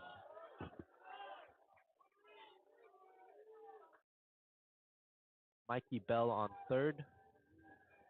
Gonzaga's already put up 4 runs in the top of the 5th. Now they lead 5-3 over Baylor. Fly ball into left field. Giving it chase is Jordan, who reaches up and makes the catch. Gonzaga puts up 4 runs in the top of the 5th, headed to the bottom of the 5th, leading 5-3 over Baylor. You're listening to Baylor Baseball on Baylor Lariat Radio. Stay informed and stay connected with Lariat TV News. Tune in to LTVN every Friday, your go-to source for everything happening on campus and around Waco. From breaking stories to exclusive interviews, we cover campus events, student life, sports updates, and more. By the students, for the students. Catch our latest broadcast every Friday afternoon on YouTube by searching Baylor Lariat TV News. Hey there, Bears. Are you living your best life this year at Baylor? Well, we've got great news. The Baylor Roundup Yearbook has been right there with you, capturing those memories at every event. So don't forget to buy your 2022-23 Baylor Roundup Yearbook today and share your memories with friends and family for generations to come. But wait, did you already graduate? Don't worry, we've got you covered. We have yearbooks dating all the way back to 1896. So visit our website today at www.baylor.edu/roundup and order your copy. That's www.baylor.edu/ROUNDUP. Have a great year, Bears, and sick 'em.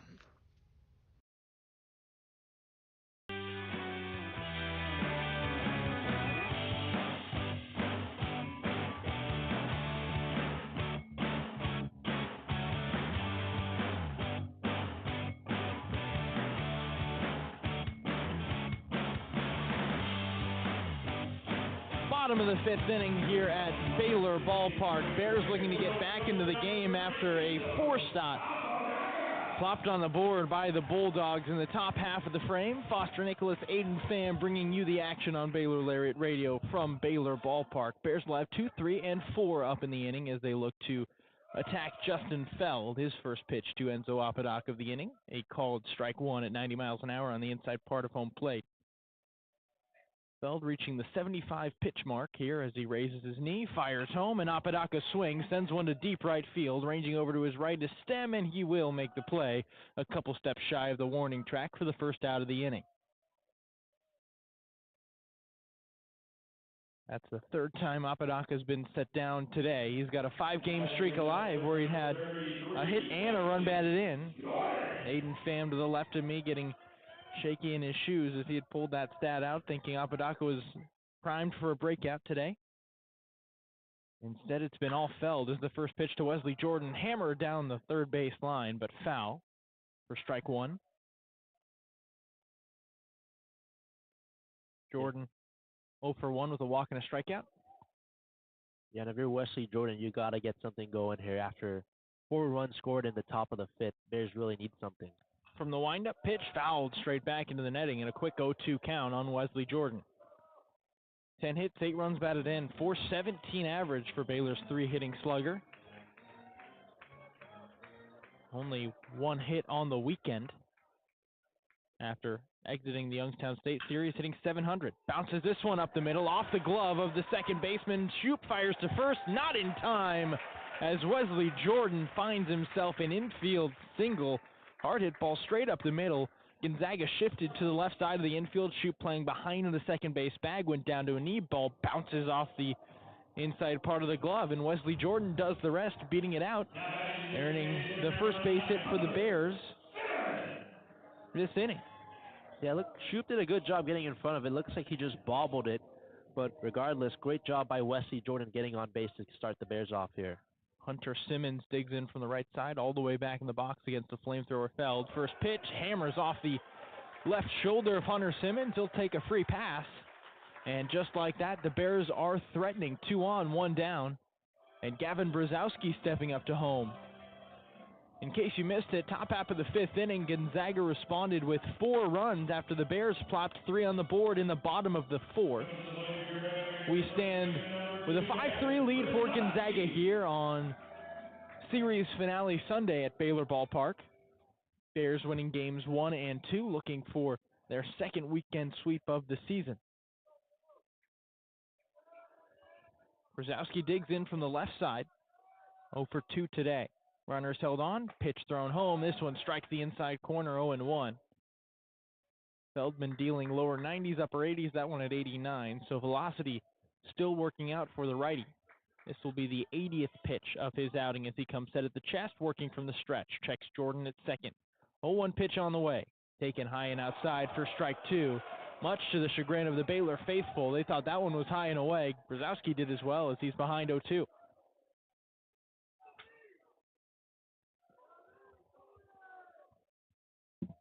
Right side of the infield playing deep. Left side playing shallow. 2 on. Jordan bounces at second. 0-2 pitch on the way. Big swing and a miss. Brzezowski comes up empty at the eye and in high and in fastball rather. And that's the second out of the inning with all eyes on Ty Johnson. Yeah, 92 mile an hour fastball from Justin Feld, and Brzezowski took a big cut at it. 2 down. Only the second strikeout of the day for Baylor batters. Brzezowski with one of them and Wesley Jordan with the other, as Jordan now standing on second base. Has a 5-step lead out there, now extends it as the first pitch to Johnson heads home and strikes the outside corner, 0-1. Johnson 1 for 2 today. He reached base with a single in Baylor's 3-run 4th inning. Later stole second base, and then in his first at bat in the 2nd inning, a hot shot to first that was taken to the bag by Eisenstadt. 0-1 pitch here, fouled straight back into the netting, 0-2. A lot of 2-strike counts this inning for Justin Feld, who's leaving nothing to chance, making Baylor batters beat them, especially after that first pitch hit by pitch 2, Hunter Simmons. Everything else has been strike, strike, strike. Johnson digs in, brings the silver bat above his left ear, waves it around. Feld checks second, 0-2 pitch.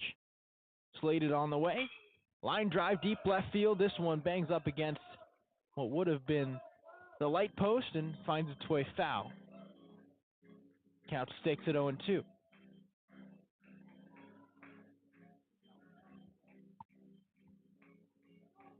Again with the left-handed bat, Shoop playing deep at second base, heels on the outfield grass. Eisenstadt also playing deep towards the first base line.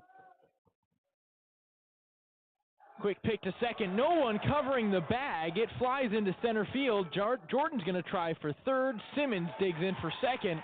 A quick jump throw towards second base, and Feld was expecting his shortstop Yukumoto to be holding the runner on. They just do a little fist bump out there, but by the time that Feld realized no one was covering second, he just lollipopped it into center field. Yeah, the second baseman, Shoop, was playing back towards the outfield. No one was covering the bag. And unfortunately for Feld, just a miscue with runners on second and third now. Suddenly 0-2 count, 2 down, runners on second and third in scoring position. Pitch on the way, dribbled off the bat and off the bat again. Double hit foul ball straight towards the backstop as Johnson stays alive. Hankins aware of the potential bunt for hit possibility as he's on the infield grass at third base. Now takes a couple steps back onto the dirt. Short lead at second and third. 0-2 pitch on the way. This one taken eye level for ball one. 93 miles an hour on the radar gun for Feld. Couple of nice at-bats. This one from Ty Johnson, just keeping it alive with foul balls. And earlier in the inning, the run scoring started when Pearson Reebok, who's on deck, worked a 9-pitch single. 1-2 pitch here. Fly ball left field, out of play again. Keep it locked. Ty Johnson currently leading this Baylor team, or rather the starting lineup in strikeouts, but also walks. He's made a lot of contact and seen the most pitches of any Baylor batter, consistently hitting in that 5-6 hole after being the leadoff man for the Bears last year. Another 1-2 pitch from Feld on the way. Ground ball, second base. Shoop up with it. Easy play. He'll toss it to first. Hard contact from Johnson, but right to the Bulldogs as the Bears make noise but come up scoreless in the bottom of the fifth. Gonzaga still on top 5-3 as we head to the sixth inning. You're listening to Baylor Baseball on Baylor Lariat Radio.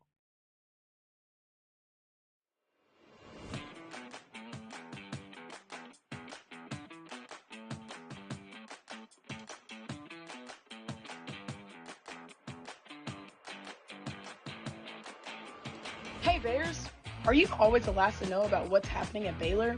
Are you left quiet in a group when talking about last week's game?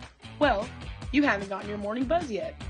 Did you know you can get your dose of current Baylor news every Tuesday through Friday straight to your inbox? The Baylor Lariat Morning Buzz e-newsletter provides you with breaking Baylor stories, local events, and in-depth sports coverage daily. You can be in the know on all things Baylor. If you aren't already buzzing, go to BaylorLariat.com. That's BaylorLariat.com. And click the subscribe now to get your morning buzz from the Baylor Lariat. News for the students, by the students. We'll see you in your inbox.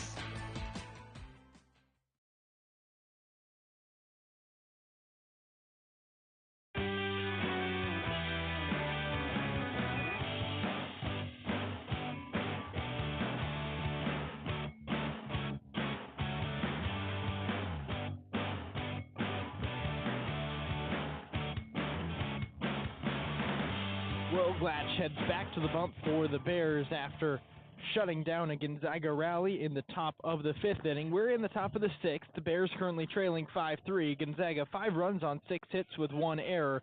6 runners left on for the Zags. For the Bears, 3 runs on 5 hits with 3 errors and 6 runners left on for the green and gold. Baylor wearing their home gold today. Bears in green lettering across the chest. Green BU helmet with the logo in gold, green pants. Everyone in the starting lineup, other than Ty Johnson and J.J. Kennett, wearing the pants all the way down to the ankles. The other two rolled up to the knees, showing off the green socks. We're underway. First pitch here in the inning is taken outside by Sam Stem, the 9-hitter, as ball 1 thrown by Will Glatch.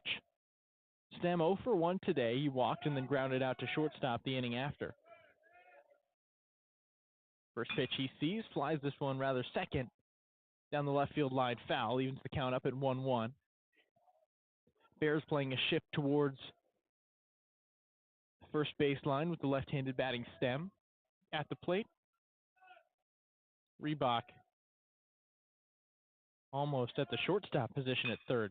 This one line deep left field. Wesley Jordan moving back. Warning track. He finds it and makes the play before stumbling into the wall. A nice read by Wesley Jordan as that one just kept carrying off the bat. The wind has died here at Baylor Ballpark, so solid contact could travel a little further, and we saw that with Stem right there. Yeah, just some more great contact from the Gonzaga Bulldogs. That one stayed in the ballpark, but earlier Temesbury had one similar in that area as well. That one was gone. Working from the stretch, first pitch to the leadoff hitter Yukumoto is fouled down the third base line, out of play. Changing of velocities a lot higher for Will Glatch, who's working 94, 93, 92. That one at 92 to Yukumoto is behind it, fouled it down the third baseline. Bulldog shortstop led off the 4-run fifth inning as he lines this one to center field. Ty Johnson has a beat on it. He makes the play, moving a couple steps to his right. for the second out of the inning. 2 quick outs for Will Glatch as he looks to be the bridge between a weak relief appearance and the rest of the bullpen. Before R.J. Rue checked in, Baylor had fired 15 scoreless frames out of the bullpen. That snapped as Rue unable to record an out before Will Glatch did the cleanup duties. His first pitch to Hudson Shoup finds the outside corner for strike 1. Shoup 2 for 2 today with a walk, 2 singles, a run scored, and a run batted in.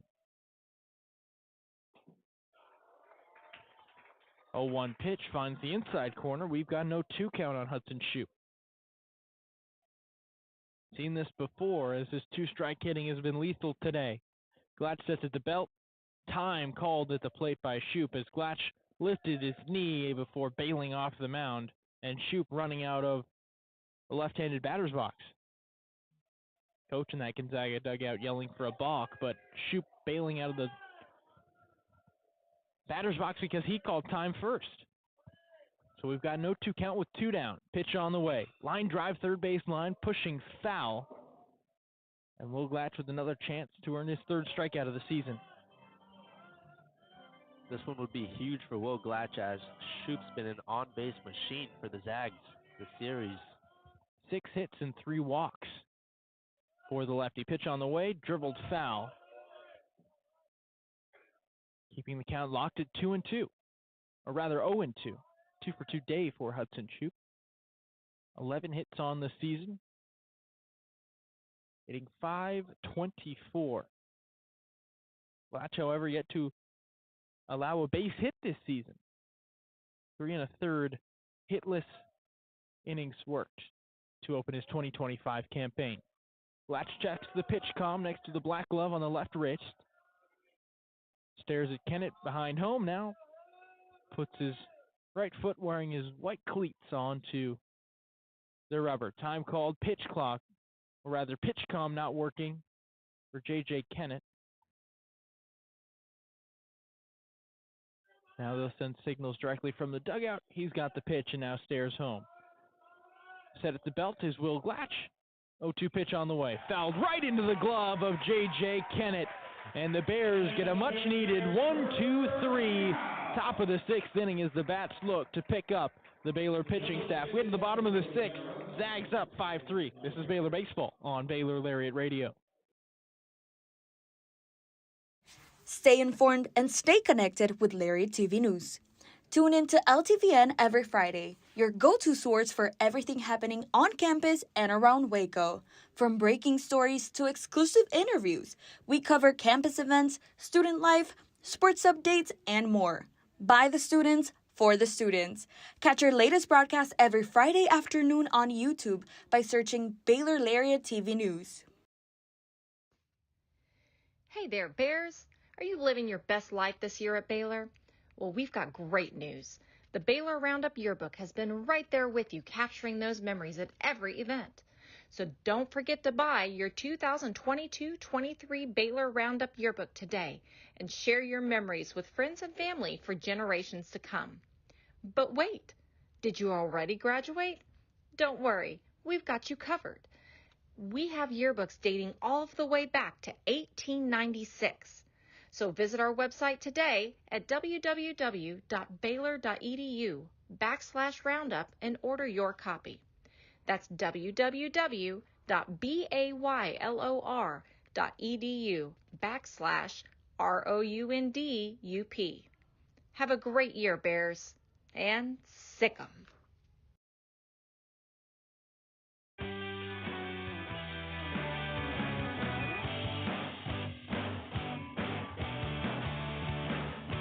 New pitcher on the bump for Gonzaga in the series finale Sunday at Baylor Ballpark. It was 5 strong innings worked by Justin Feld. The righty went 5 frames, allowed 5 hits, 3 runs, all of which were earned while striking out 2 and walking 3 Baylor batters. The Bears, a majority of their contact coming in the 4th and 5th inning, as only 11 batters came up to the plate in the first 3 frames.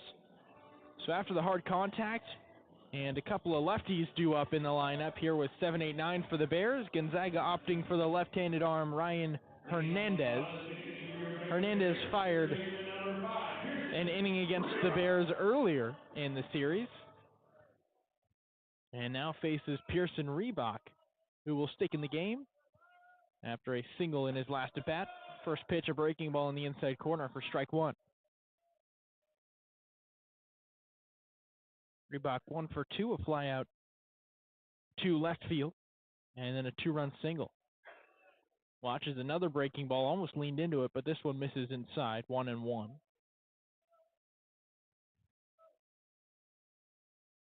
Hernandez working strictly from the stretch, sets at the belt, lifts the leg, fires home, quick slide step, gets the strike. It's 1-2. Bears won't be overwhelmed by velocity with Hernandez, who's working in the mid to low 80s with his fastball. That coming from Feld, who is throwing in the upper 90s. This one dribbled right up the middle, a base knock for Pearson Reebok. Easy ground ball to center field, and the Bears have a leadoff base runner. Hard hit ground ball came off the bat at 94 miles an hour up the middle. And a great way to start off this inning for Pearson Reebok. Catcher J.J. Kennett due up next. Tyreek Kemp in the on-deck circle for the Bears. Kennett, he also jumped on Feld with a fourth-inning single and run batted in before being stranded at third base. First pitch he sees deep, fly ball, left field. He got a lot of it. Did he get enough? Warning track, whoa, watch it fly out of here. Home run, J.J. Kennett, just enough to clear the left field fence, and the Bears have evened the ball game in the bottom of the sixth inning.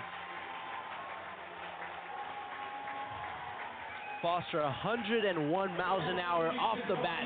That had everyone at the Baylor Ballpark on their feet.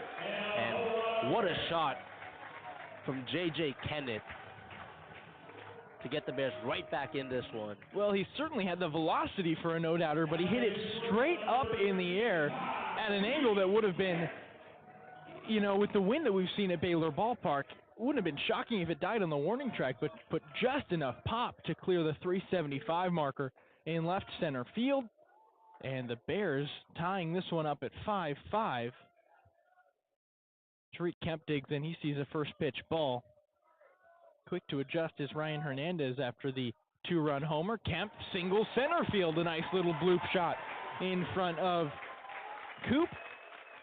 Takes a quick turn at first.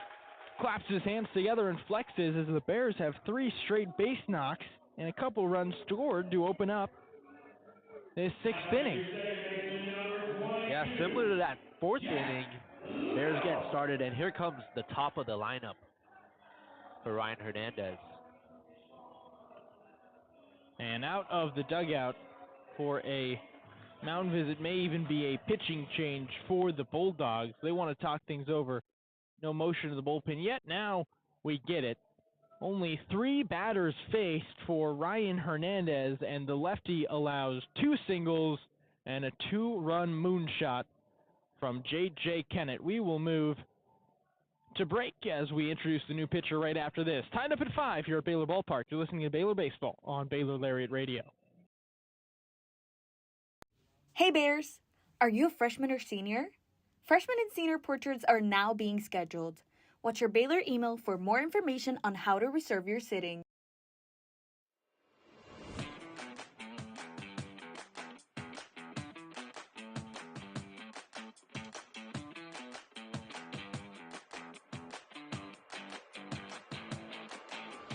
Hey Bears!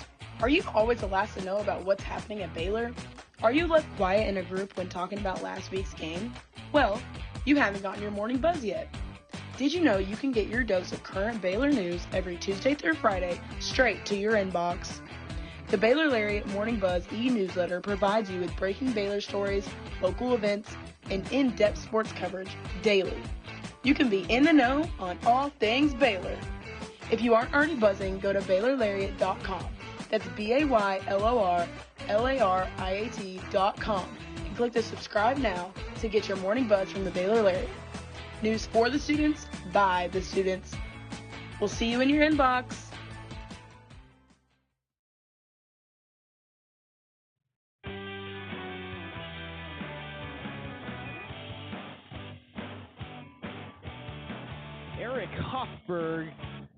relief pitcher Gonzaga opts to work with here in the bottom of the sixth inning. 2 runs already across for the Bears, a single from Pearson Reebok, and a 2-run shot from J.J. Kennett before Tariq Kemp pushed Ryan Hernandez out of the game with a bloop single. Eric Hoffberg enters the game, the 6'3" right-handed pitcher in his sophomore season for Gonzaga. In his freshman season a year ago, an 0-3 record, 3.90 ERA, started 1 game, appeared in 17 games, but worked primarily as the team's closer with 5 saves. He made 1 appearance this year, allowed 5 hits and 1 run in 2 1/3 innings pitched. He'll work against the top of the lineup. Jack Little coming up to the plate. Tariq Kemp goes for second, swing and a miss by Jack Little. Throw to second base. It hits right off the pitcher. A terrible throw by Sherman, who just gunned his own guy on the mound, who was squatting down right square in the back. Yeah, fortunately, Hoffberg able to get up, but that was a scary play. Avoided the head, just hit right on the numbers in the back. Sherman didn't even get out of his crouch. He just gunned it straight towards second base, and pitcher being right there. Still a stolen base for Tariq Kemp. And Jack Little slugging with a runner in scoring position. Sees a pitch he likes, swings over the top of this one. Or should be 0-2, as Little swung and missed at the first pitch. Bears had the hit and run on with Tariq Kemp jogging for second base. 2-strike count. Hoffberg checks second. Being held on, and a balk called on the pitcher as he moved slightly and didn't come out of the set position or step off. So Tariq Kemp gets a free bag at third off of the balk. And Jack Little, he went into this at bat with a runner on first, and suddenly he's got a runner on third. Yeah. Infield playing in for the Bulldogs. Yeah, Jack Little looking for his first hit of this series. Check swing, did not go around. Appeal again down to first base. No swing is the ruling. Little 0 for 1, or rather 0 for 8 with 1 run scored in the series with 4 strikeouts. He came into this weekend series leading the team in base knocks with 10. Takes some practice cuts all the way back in the box. 1-2 pitch on the way. This one taken low and outside, 2-2. Hoffberg still trying to shake off being knocked in the back. Toes the rubber with his right foot. Bright red glove. He brings it set right in front of his chest. Holds it tight, fires home, swing and a miss. Jack Little chases a bad breaking ball low and outside and will take a silent walk back to the dugout. But an opportunity for Enzo Apodaca now to help Baylor jump right back in front. Yeah, Hoffberg, good strikeout for him, was an all-West Coast Conference freshman last season. Would love to get out of this jam right now. Kemp with a short lead at third. First pitch to Apodaca here, taken on the outside corner for strike 1. Breaking ball there by Eric Hoffberg. Entire infield playing in. Third baseman Hankins and first baseman Eisenstadt a couple feet outside of the infield green, whereas the second baseman Shoup and the shortstop Yukumoto are on the infield grass. Pitch on the way. This one lined to short. Diving grab by Yukumoto, and Kemp is frozen halfway between third and home. Fire to third. A bang-bang double play as Apodaca's hot shot retires the side. But the Bears get 2 on a 2-run shot by J.J. Kennett as we enter the 7th inning tied. This is Baylor Baseball on Baylor Lariat Radio. Stay informed and stay connected with Lariat TV News. Tune in to LTVN every Friday, your go-to source for everything happening on campus and around Waco. From breaking stories to exclusive interviews, we cover campus events, student life, sports updates, and more. By the students, for the students. Catch our latest broadcast every Friday afternoon on YouTube by searching Baylor Lariat TV News. Hey there, Bears. Are you living your best life this year at Baylor? Well, we've got great news. The Baylor Roundup Yearbook has been right there with you, capturing those memories at every event. So don't forget to buy your 2022-23 Baylor Roundup Yearbook today and share your memories with friends and family for generations to come. But wait, did you already graduate? Don't worry, we've got you covered.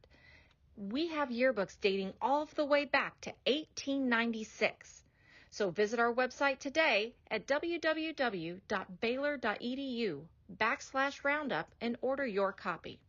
That's www.baylor.edu/ROUNDUP. Have a great year, Bears, and sick 'em. Hey there, Bears. Are you living your best life this year at Baylor?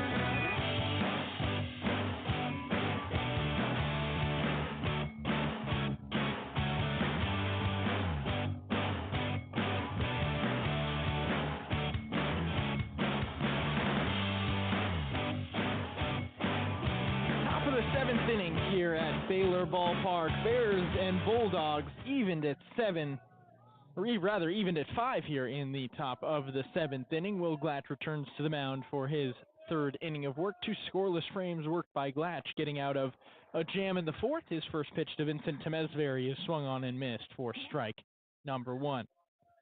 Glatch in those 2 innings, no hits, no runs, no walks, and a couple of punch-outs. 0-1 pitch here, taken on the inside corner for strike number 2 on Vincent Temesbury.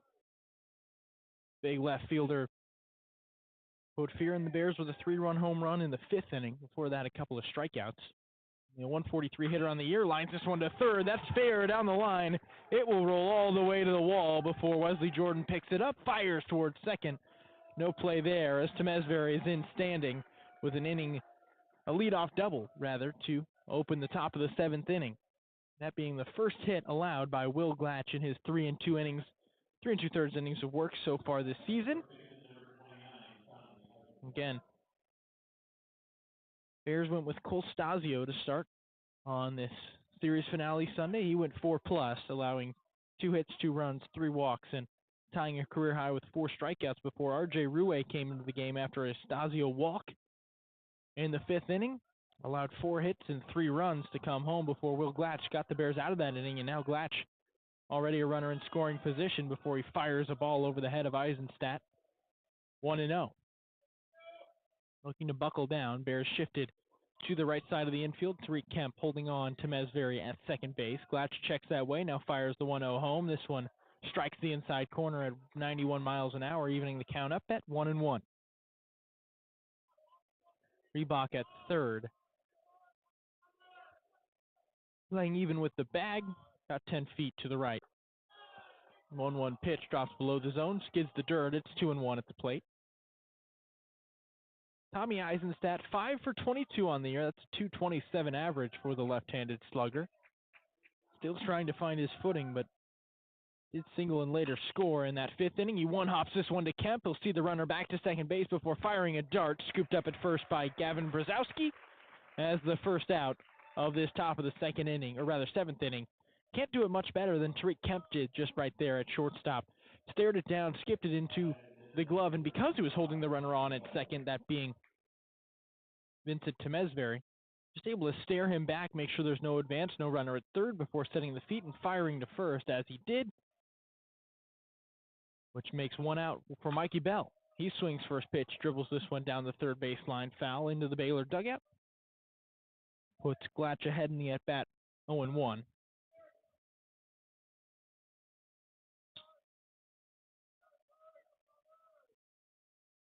With the right-handed batter, Jack Little holds the runner on at second. Glatch fires home, inside corner, strike number 2.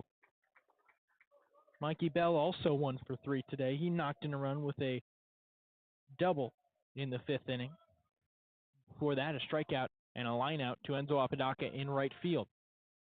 Glatch checks second, runner being held on. Fire it back that way. Jack Little jumps in front of the baseball, but has no play as Temesbury scurries back in. And the Bears will reset. Maybe just an opportunity to change the pitch. Keep the runner close. Entire infield playing deep. Middle infielders with their heels on the outfield grass. Now Little comes closer as he holds the runner on. Corner infield a couple feet behind their respective bases. Ball bounced right off Glatch and his side before being scooped up by Little. No play at first. Infield single for Mikey Bell as he hits it off a hop off of Will Glatch's belt. And the ricochet in no man's land as Jack Little was holding on the runner at second and had to sprint in between the first and second base bag to pick it up. Double play scenario for Baylor right now. Runners on first and third with one down. Josh Hankins will dig in, finally getting his first hit of the series earlier today. He's 1 for 3, watches the first pitch to him, miss high, 1-0. A double, a ground out, and then an infield single by Mikey Bell. Have runners on the corners with one down. Game tied. Bulldogs looking to pull ahead. Pitch on the way, swing and a miss. A breaking ball scoots by the bat of Josh Hankins and evens up the count at 1-1.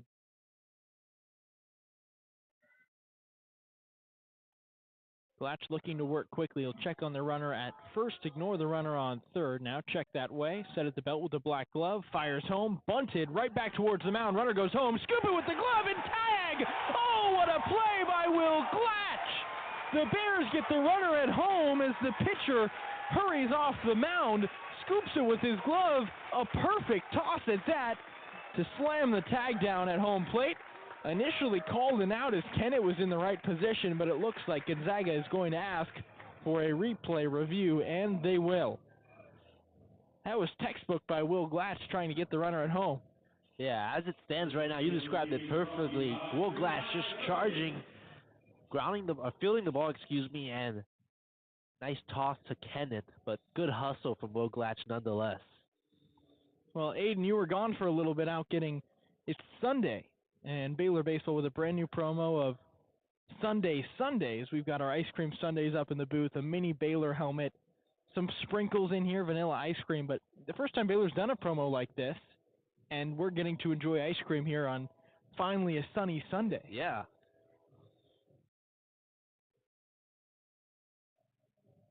So replay review on the field. Either way, Bears would love an out here. That would put 2 out in the inning.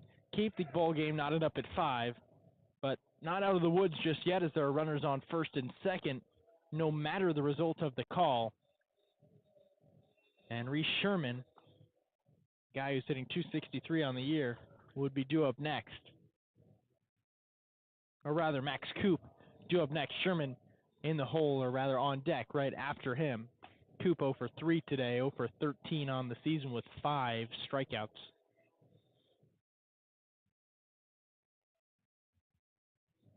Replay at the plate. Looks like a close one. Could go against the Bears. Well, actually, I take that back. It looked like the leg may have slid in initially, but perfect position, not blocking home or anything for the catcher, Kennett. And then he just slams the tag on.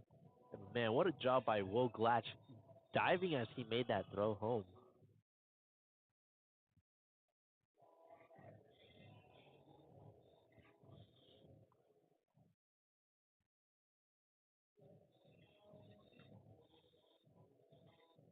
Taking a good look at this. As it stands, it's 2 outs. It would be a tie ball game. But if it was to be reversed, Gonzaga would take the 6-5 advantage. Bears do have action in the bullpen. Looks like double barrel action. A lefty and a righty warming up. Will Glatch would likely get to continue this inning as we've got a ruling. And it is confirmed. The superstar play by Will Glatch stands on the field. As the right-handed pitcher's glove side flipped towards home. Guns down the runner at the plate. And it'll bring up Max Coop, the center fielder, with 2 down and runners on first and second. Again, tie ball game here, top of the 7th inning. 5 runs on 8 hits and 1 error for the Bulldogs. 5 runs, 8 hits, and 3 errors for the Bears. Back, ready to go. Coop all the way back in the box. Glatch sets at the belt. First pitch, fouled straight back into the backstop. It's 0-1. Coop 0 for 3, as already stated, a strikeout, a fielder's choice, and a ground out.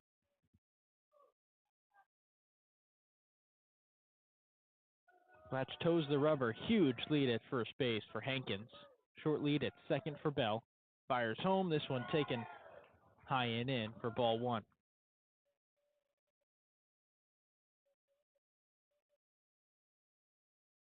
Middle infielders playing deep, as is Reebok at third. Little and Kemp, to be certain, are in the outfield grass. Pitch on the way. Swing and a miss at a ball in the dirt. It's 1-2. Max Coop, he went down by way of the K on a similar pitch to Will Glatch in a full count. A ball in the dirt that just swung over the top of. Bears have scouted him perfectly to this point. Here comes the 1-2. Ground ball towards short. Scooped up there by Kemp. He'll flip it to second, and the Bears exit the seventh inning without any harm. It's seventh inning stretch time here at Baylor Ballpark. Knotted up at 5. This is Baylor Baseball on Baylor Lariat Radio.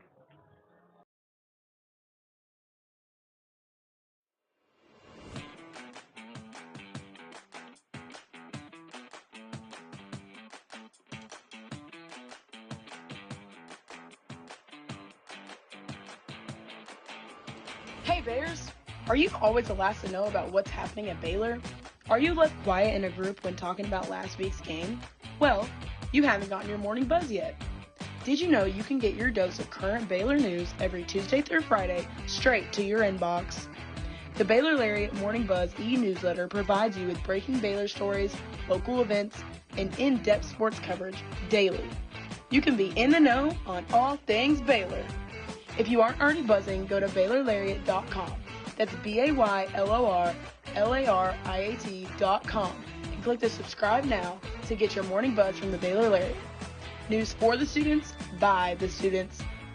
We'll see you in your inbox.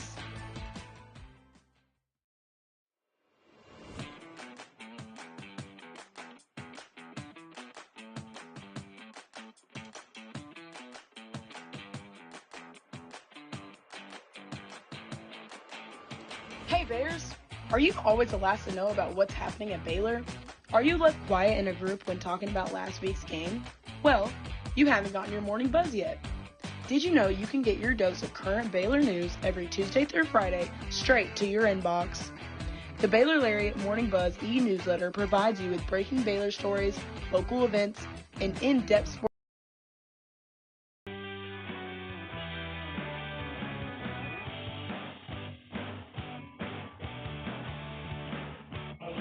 Bottom of the seventh inning here at Baylor Ballpark. Part of the order due up for the Green and Gold 3, 4, and 5 in Wesley Jordan, Hunter Simmons, and Gavin Brzezowski. Tied up at 5 here. 5 runs for Gonzaga. Each team has 8 hits. Difference maker has been 3 errors for the Bears and 1 error for Gonzaga.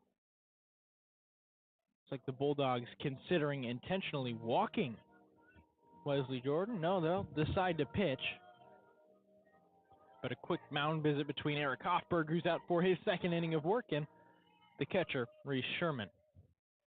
Wesley Jordan digs in 1 for 2 today with a walk and a base knock. He crowds the plate, toes on the chalk towards the plate, check swing, and a called strike on Jordan. He shakes his head, wishing he would have given his full heart at that one. Instead, it's an 0-1 count. Jordan was stranded at third base the last time he was up in the 5th. 0-1 pitch, misses outside, 1-1.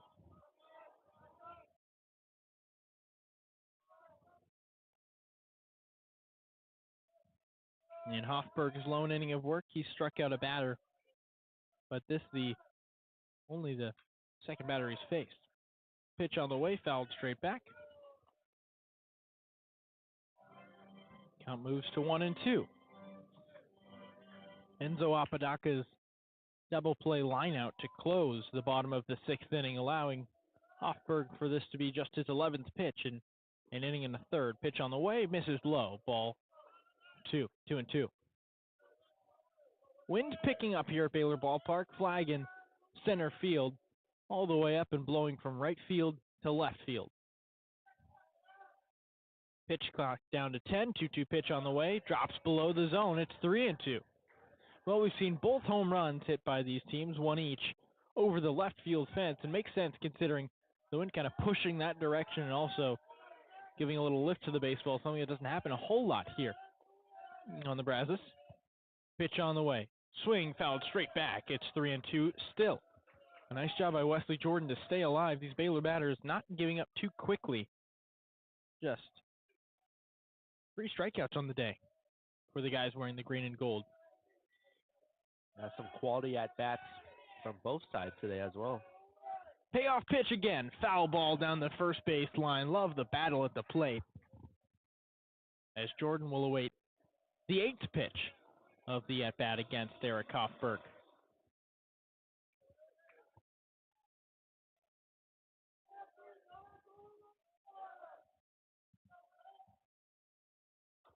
Too far inside, ball 4. Wesley Jordan works an 8-pitch walk after falling behind 1-2.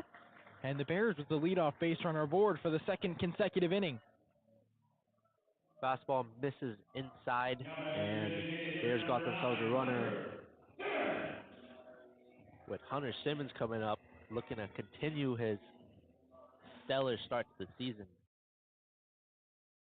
Short lead at first for Wesley Jordan. He's being held on there. Simmons back in the box. First pitch to him. Taken outside corner. Strike 1. 79 miles an hour for Hofberg. Majority of his pitches have been of the off-speed variety. Hofberg standing at 6'3", 200 pounds from the right side. Lifts the leg, fires home. This fastball misses high. 1-1. Simmons 0 for 1 today. He walked and then was hit by a pitch in the 5th inning. Lined out to right field in his only other at-bat. High kick, fire home. Big cut by Simmons, but he comes up empty on the 91-mile-an-hour heater and sits behind 1-2.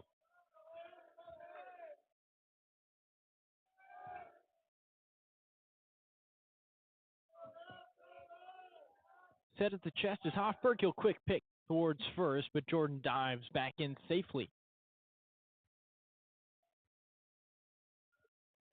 Third baseman Josh Hankins is playing even with the bag at third, as is the first baseman. They'll charge in towards the plate when the pitch is fired to Simmons, as it is now, and misses low and outside, 2-2. Hunter Simmons, 12 hits on the year. He led the Big 12 entering today in base knocks, hitting .500 with 6 runs batted in. Comfortable part of the order for the Bears, but a terrifying look for the Bulldogs. 2-2 pitch on the way. Swung on, dribbled down the first base line. Foul, and will stay locked at 2-2. Again, just tuning in, it's 5-5, bottom of the 7th inning. Bulldogs and Bears in a tough one here at Baylor Ballpark. Baylor looking for their second series sweep of the season and eyeing a 7-0 start for the first time since 2019. Count is 2-2 with no outs. Hunter Simmons at the plate. He takes this pitch high and in. Another full count to open up the inning. Wesley Jordan worked a walk after falling behind 1-2. Hunter Simmons had the exact same situation with a 1-2 count, and he now stares down the 8th pitch of the at-bat.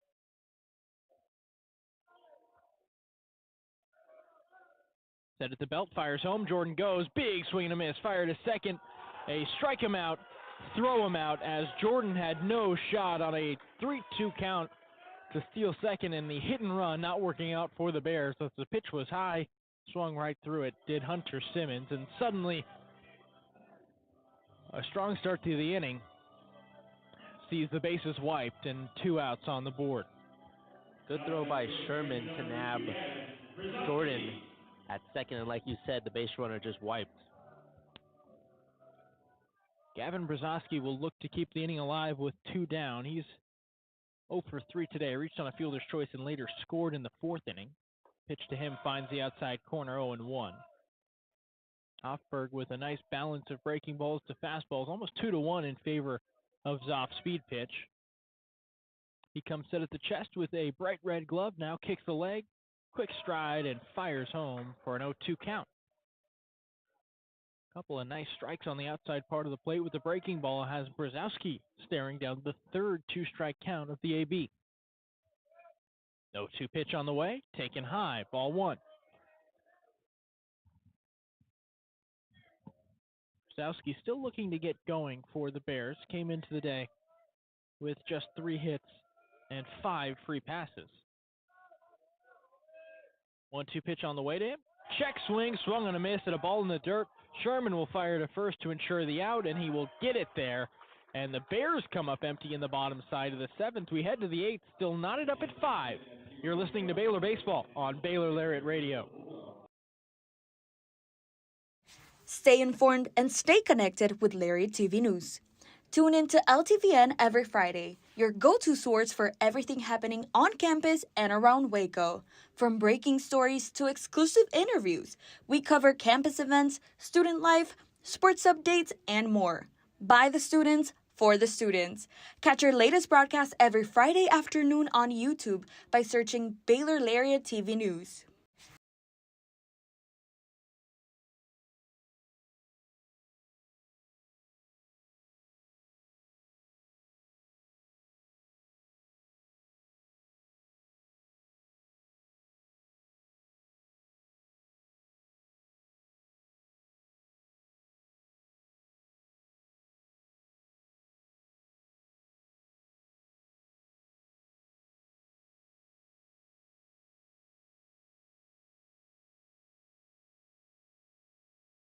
So visit our website today at www.baylor.edu/roundup and order your copy.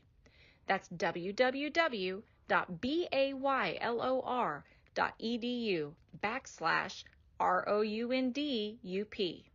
Have a great year, Bears, and sick 'em.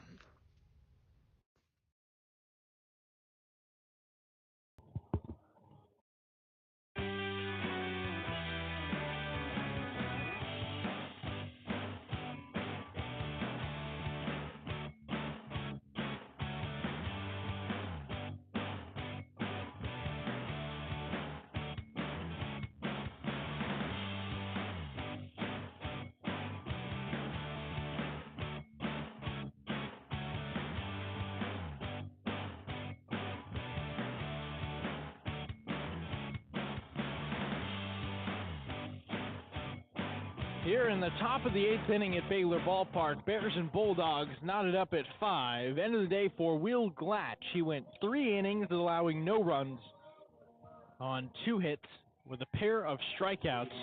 That'll bring in the senior right-handed pitcher Patrick Hale in his 6th year playing college baseball. The tall righty who was entrusted with the late inning duties for head coach Mitch Thompson. He has a tough 8-9-1 lineup to get through for the Bulldogs, opening up with a strike to Reese Sherman. Solid outing from Will Glatch, and hopefully Patrick Hale continues. Hale finds the outside corner again, 0-2 the count to Reese Sherman. This will be the 2nd appearance of the year for Hale. He faced 3 batters in his only appearance against Youngstown State, retired all 3 of them. Last year, a 7.06 ERA as this next pitch misses outside, 1-2. In 29 and the 3rd innings of work last year, he picked up 1 save, struck out 27, but walked 23 and allowed 5 home runs. Biggest issue for him was firing strikes, but again, he's already ahead here, 1-2. Line drive right up the middle, a base knock to open up the inning for Reese Sherman. He was ready for the breaking pitch, and he just reached out. Didn't hit it too hard, but put enough on it to loop it in front of Ty Johnson in center field, and the Gonzaga Bulldogs have the leadoff runner on the base for the 2nd consecutive inning as well.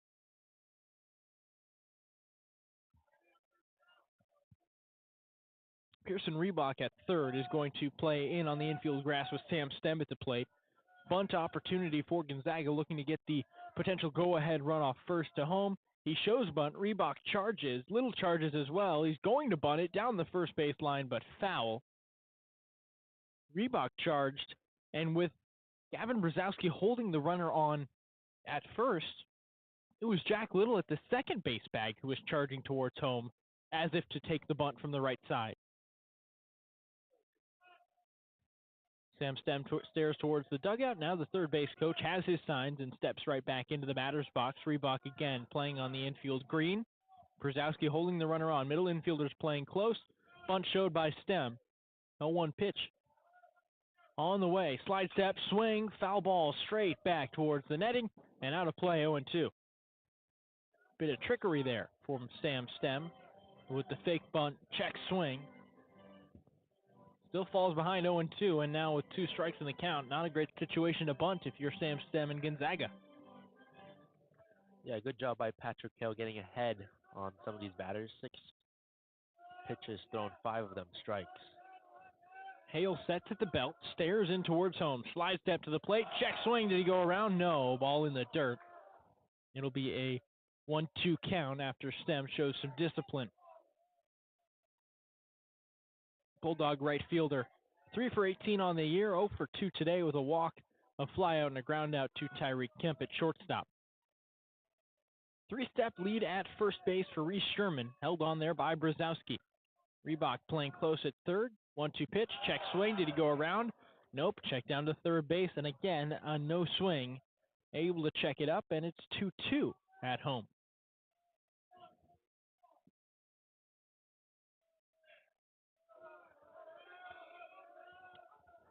Sam Stem all the way back in the box. 2-2 pitch, swung on and dribbled right off his left ankle. Keep it locked at 2-2. Patrick Hale and Sam Stem in a battle after the 9-hitter opted not to bunt and has been swinging away.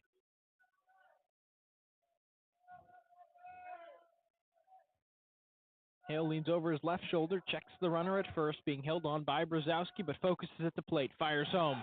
Held at the knees, but it will be called a ball. Baylor dugout let out an audible groan, as did Gonzaga, as they thought their batter was punched out before cheering and seeing that it's a 3-2 count at the plate. Wind picks up, payoff pitch on the way from Patrick Hale. Lifts the leg, fires home. This pitch misses low. After an 0-2 count, Patrick Hale loses command of his pitches and walks the 9-hitter, Sam Stem. It's a good job by Stem to just fight after falling behind 0-2, like you said. Good opportunity here with Tai Yukimoto coming up with runners on first and second. Bears with some action in the bullpen. Looks like Stephon Stahl is beginning to warm up as a lefty. Mitch Thompson going to walk out to the mound and talk things over. Gonzaga was doing the exact same thing with their batter. Hale has only faced 2 batters, so the Bears cannot take him out of the game just yet. So more so talking over the strategy here as Tai Yukimoto steps in. Left-handed bat hitting 150, Hudson Shoup, a Baylor killer, standing on deck with 2 on and no out. Mitch Thompson got to just say, buckle down, guys. You know, tie score. It's 5-5 here in the top of the 8th. All you got to do is throw strikes. Can't lose a guy when you're ahead 0-2. Yeah, that's been an emphasis. Sorry to cut you off there, Foster, but just throwing strikes as Patrick Hale was doing well. Just kind of lost control of his pitches there towards the end. Mound visit comes to a close as Mitch Thompson struts back into the dugout. Yukimoto digs in the left-handed batter's box. Infield playing in on the corners. Brzezowski not holding the runner on at first. First pitch to Yukimoto. He shows bunt, pulls it back. Called strike anyway. 0-1. Potential opportunity to see if Yukimoto shows bunt too early and Reebok tries to charge. He doesn't really have that choice because the runner could steal third with no one covering. Tyreek Kemp holding him on at second, but can only do so much. Pitch on the way, shows bunt, fouls it straight back into the netting. Another 0-2 advantage for Patrick Hale.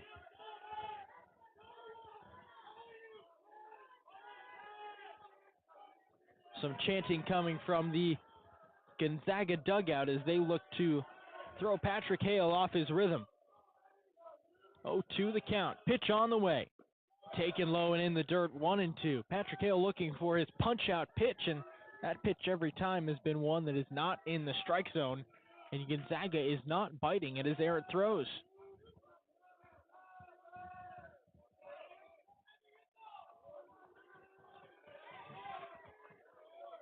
Kemp holds the runner on at second. Brzezowski playing deep at first. Pitch on the way. Bounces up to the plate again. It's 2-2. For 15 pitches, through 15 pitches for Patrick Hale, only 8 have been strikes, while 7 have been balls.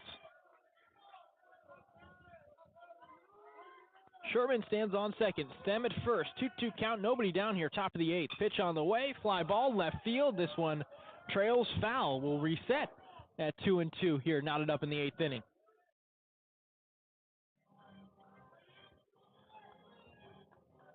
Another good at-bat from Tai Yukimoto.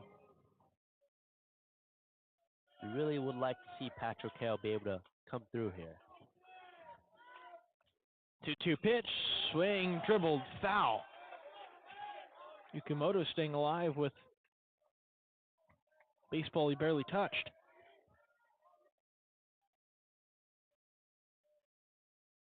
Ty Johnson in center field scratching the back of his head. Rest of the outfield looking flat-footed as there's been little action in this inning for them. 2-2 pitch again, bounce towards first. Brzezowski after it, he scoops it up, only plays to first. He'll pitch to Hale.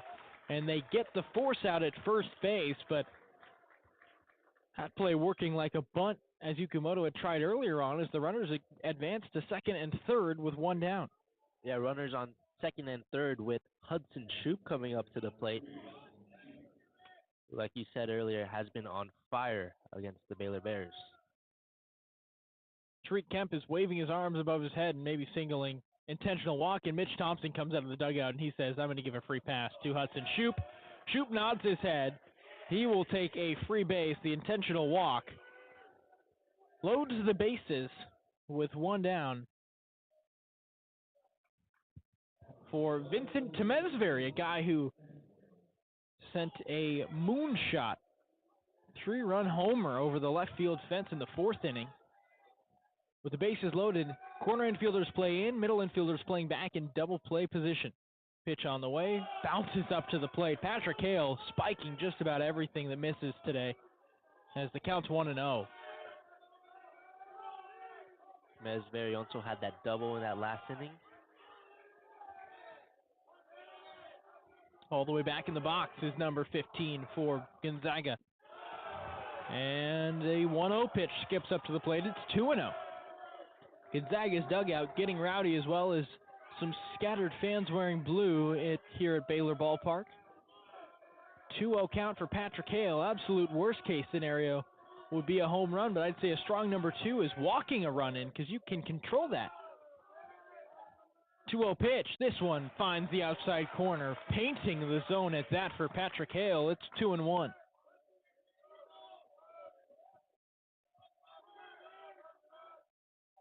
Big lead at first and second, respectively. Short lead at third for Sherman. Hale looks that way, then fires home, skips it up to the plate. Fastball at 88 miles an hour, bounced in front of Kennedy, blocked it, and fires it back to Hale, who's going to take a trip around the mound before engaging for a 3-1 pitch. 3-1, 1 down, top of the 8th inning, bases loaded. Both teams tied at 5 and Gonzaga threatening. Hale stares down third, sets the belt, fires home, outside corner, called, strike 2. Temesbury took a step towards first base before home plate umpire Clay Park pushed the count to full. Here come the chants. Moments don't get much bigger than this for the guy at the mound and at the plate. It's 3-2 with the bases juiced. Pitch on the way, swing and a miss. Oh, Patrick Hale dialed up the breaking ball. He had not thrown the breaking ball previous to that. In that at bat, it was all hot stuff in the lower 90s and upper 80s before going 81 miles an hour and earning a swing and miss from Temesbury. And with 2 down and the bases juiced, Mitch Thompson is going to walk out of the Baylor dugout, touch his left arm, signaling for the left-handed reliever as we will take a break. When we come back, Tommy Eisenstadt faces a brand new Baylor arm. Tied up here on the top of the 8th. This is Baylor Baseball on Baylor Lariat Radio.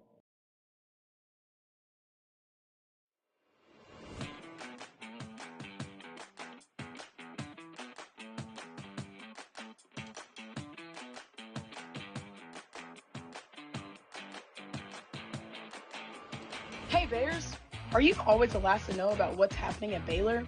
Are you left quiet in a group when talking about last week's game? Well, you haven't gotten your morning buzz yet.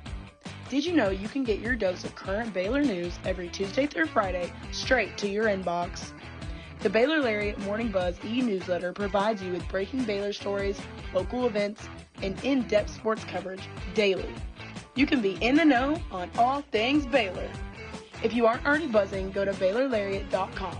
That's BaylorLariat.com and click the subscribe now to get your morning buzz from the Baylor Lariat. News for the students, by the students. We'll see you in your inbox. Stay informed and stay connected with Lariat TV News. Tune in to LTVN every Friday, your go-to source for everything happening on campus and around Waco. From breaking stories to exclusive interviews, we cover campus events, student life, sports updates, and more. By the students, for the students. Catch our latest broadcast every Friday afternoon on YouTube by searching Baylor Lariat TV News.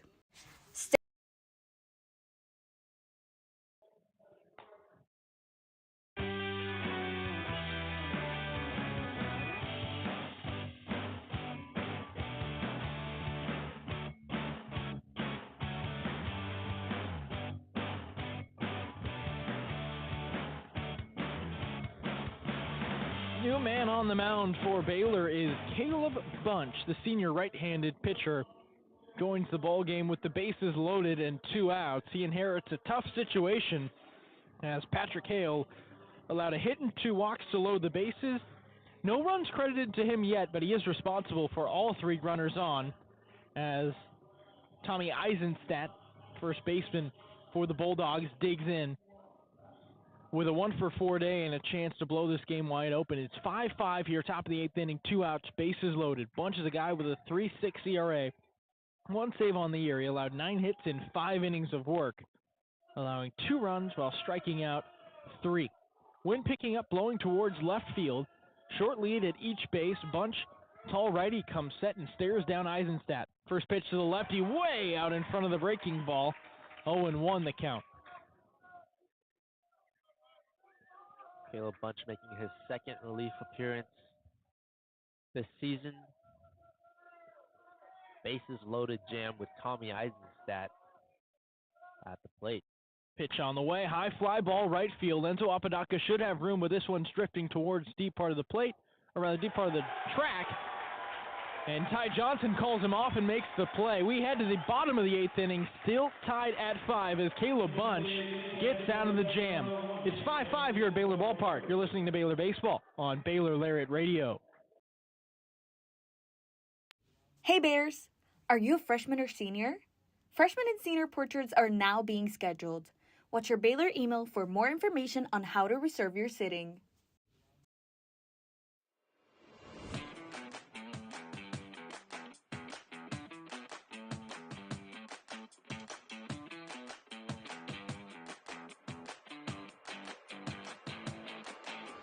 Hey Bears! Are you always the last to know about what's happening at Baylor? Are you left quiet in a group when talking about last week's game? Well, you haven't gotten your morning buzz yet. Did you know you can get your dose of current Baylor news every Tuesday through Friday straight to your inbox? The Baylor Lariat Morning Buzz e-newsletter provides you with breaking Baylor stories, local events, and in-depth sports coverage daily. You can be in the know on all things Baylor. If you aren't already buzzing, go to BaylorLariat.com.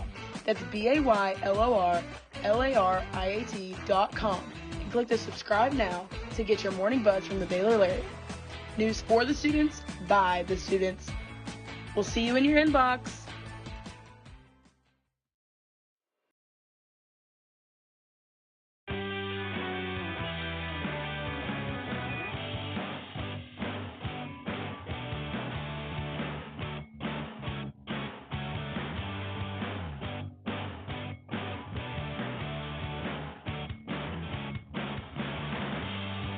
Hoffberg has thrown 2 scoreless innings and remains on the mound for Gonzaga. As we head to the bottom of the 8th inning, Bears will have 6, 7, and 8 due up in their lineup, and that's been a majority of the offense today in Ty Johnson, Pearson Reebok, and J.J. Kennett. Kennett with the 2-run shot brought the game back to even in the bottom of the 6th. Reebok with a 2-run single in the 4th inning to put the Bears ahead initially.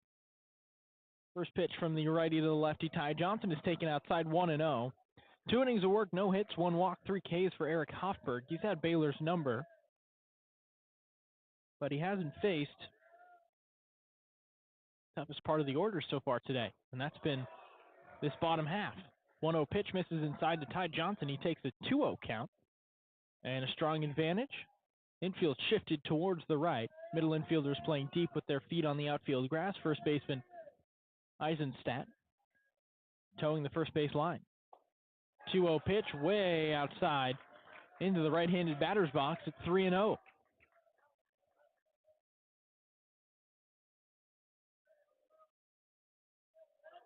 Hoffberg kicks some dirt. He works primarily from the stretch now.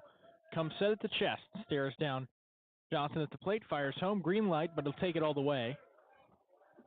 Get me over fastball. Puts the count to 3-1.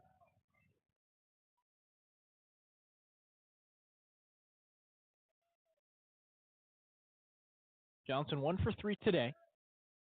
Has scored a run. 3-1 pitch to him. Fouled straight back into the netting. A battle brewing. It's 3-2. A lot of 2-strike counts for Eric Hofberg, but they've also worked really deep into the count, as that was his 31st pitch.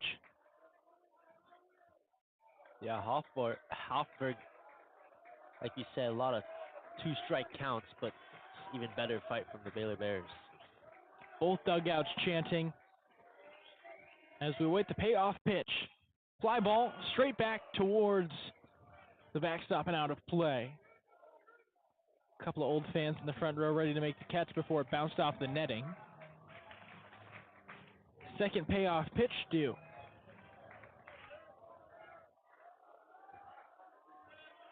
Couple of practice cuts for Ty Johnson as he digs back in, all the way back in the box, crowding the plate.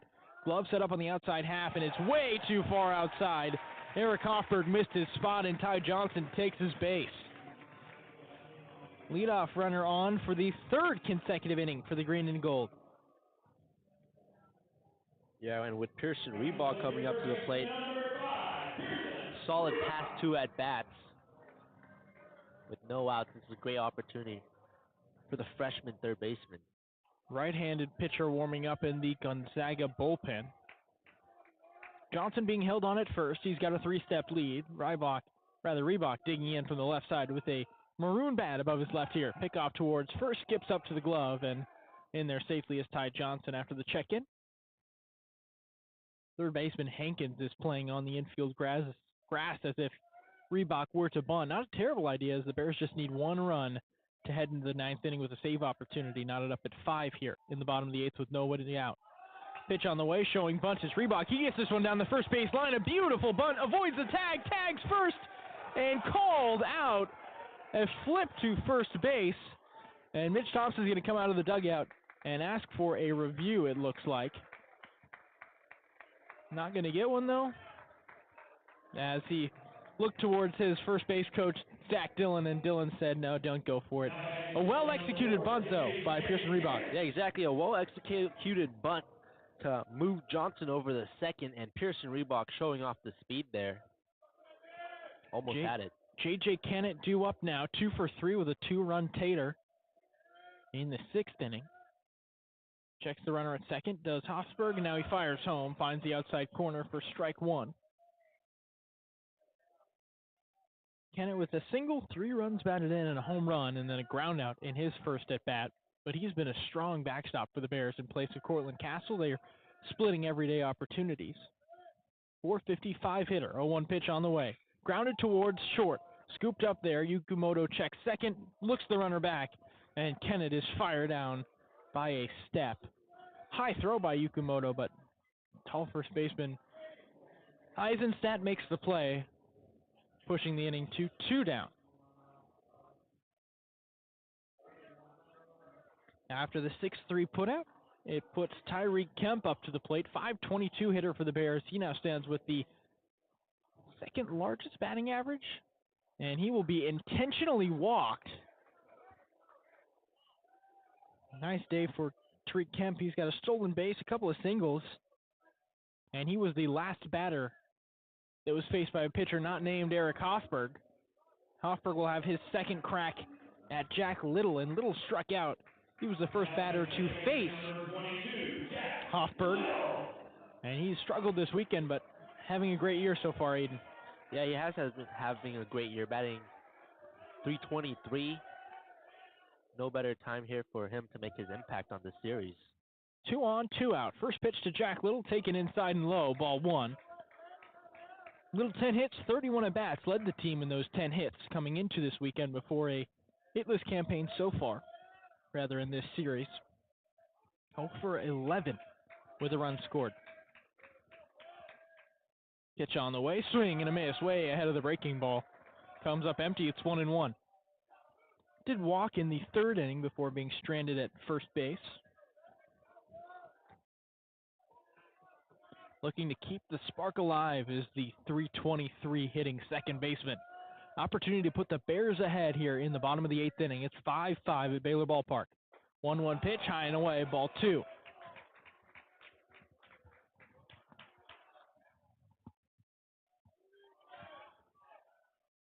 Hoffberg trying to work quickly. Huge lead at first for Tyree Kemp. Bears have the go-ahead run at second, more importantly, in Ty Johnson. Hoffberg checks there, now fires home. Bloop fly to right field, but moving foul and out of play despite the charge of Eisenstadt. Pushes the count to 2-2.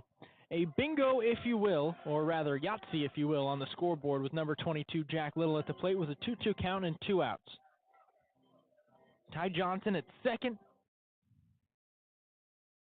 Tariq Kemp at first. Infield playing deep. Third baseman, shortstop, and second baseman all have their heels on the outfield grass. Now, second baseman Shoop going to check in on the runner Johnson at second. Looks back, now fires home. Pitch skips up to the plate. Full count on Jack Little.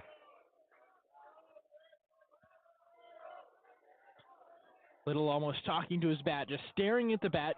Bounces it off his toe. Takes a breath, now steps back into the right-handed batter's box. Full count, opportunity. Back foot on the chalk, waves the bat above his ear, fires home, runners go, pitch misses outside, and Jack Little thought about going around, but he held up, Aidan. A pitch that was in the dirt and outside, breaking ball nowhere close to the zone, and the Bears load the bases for the former Gonzaga Bulldog, Enzo Apodaca. Just like you said, Jack Little thought about it. Good vision, though, as that ball went in the dirt. And here comes Enzo Apodaca. And the runners were on the move anyway with a full count and 2 down. They just get to walk the rest of the way to their respective bases. And Enzo Apodaca digs in. Lefty's 0 for 4 today. First pitch to him. Taken inside, it hits him!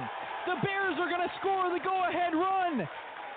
Enzo Apodaca just takes one off the shin, and the Bears lead this ball game 6-5 without a base hit in this 8th inning.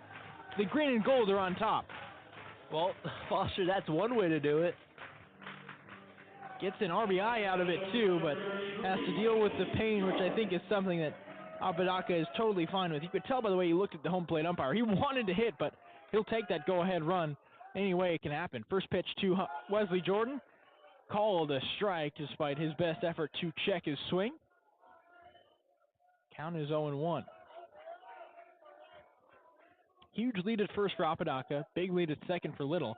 Tariq Kemp bouncing around at third to try and sway the attention of Hoffberg as he fires a pitch outside the strike zone to even the count at 1-1. After 2 scoreless innings thrown by Hoffberg, he finally lets up a run. Still hasn't allowed a hit today, but 4 walks for the righty. Fires home, dribbler towards short. Yukumoto scoops it up, looking at first. Jordan hustling, he's out by half a step.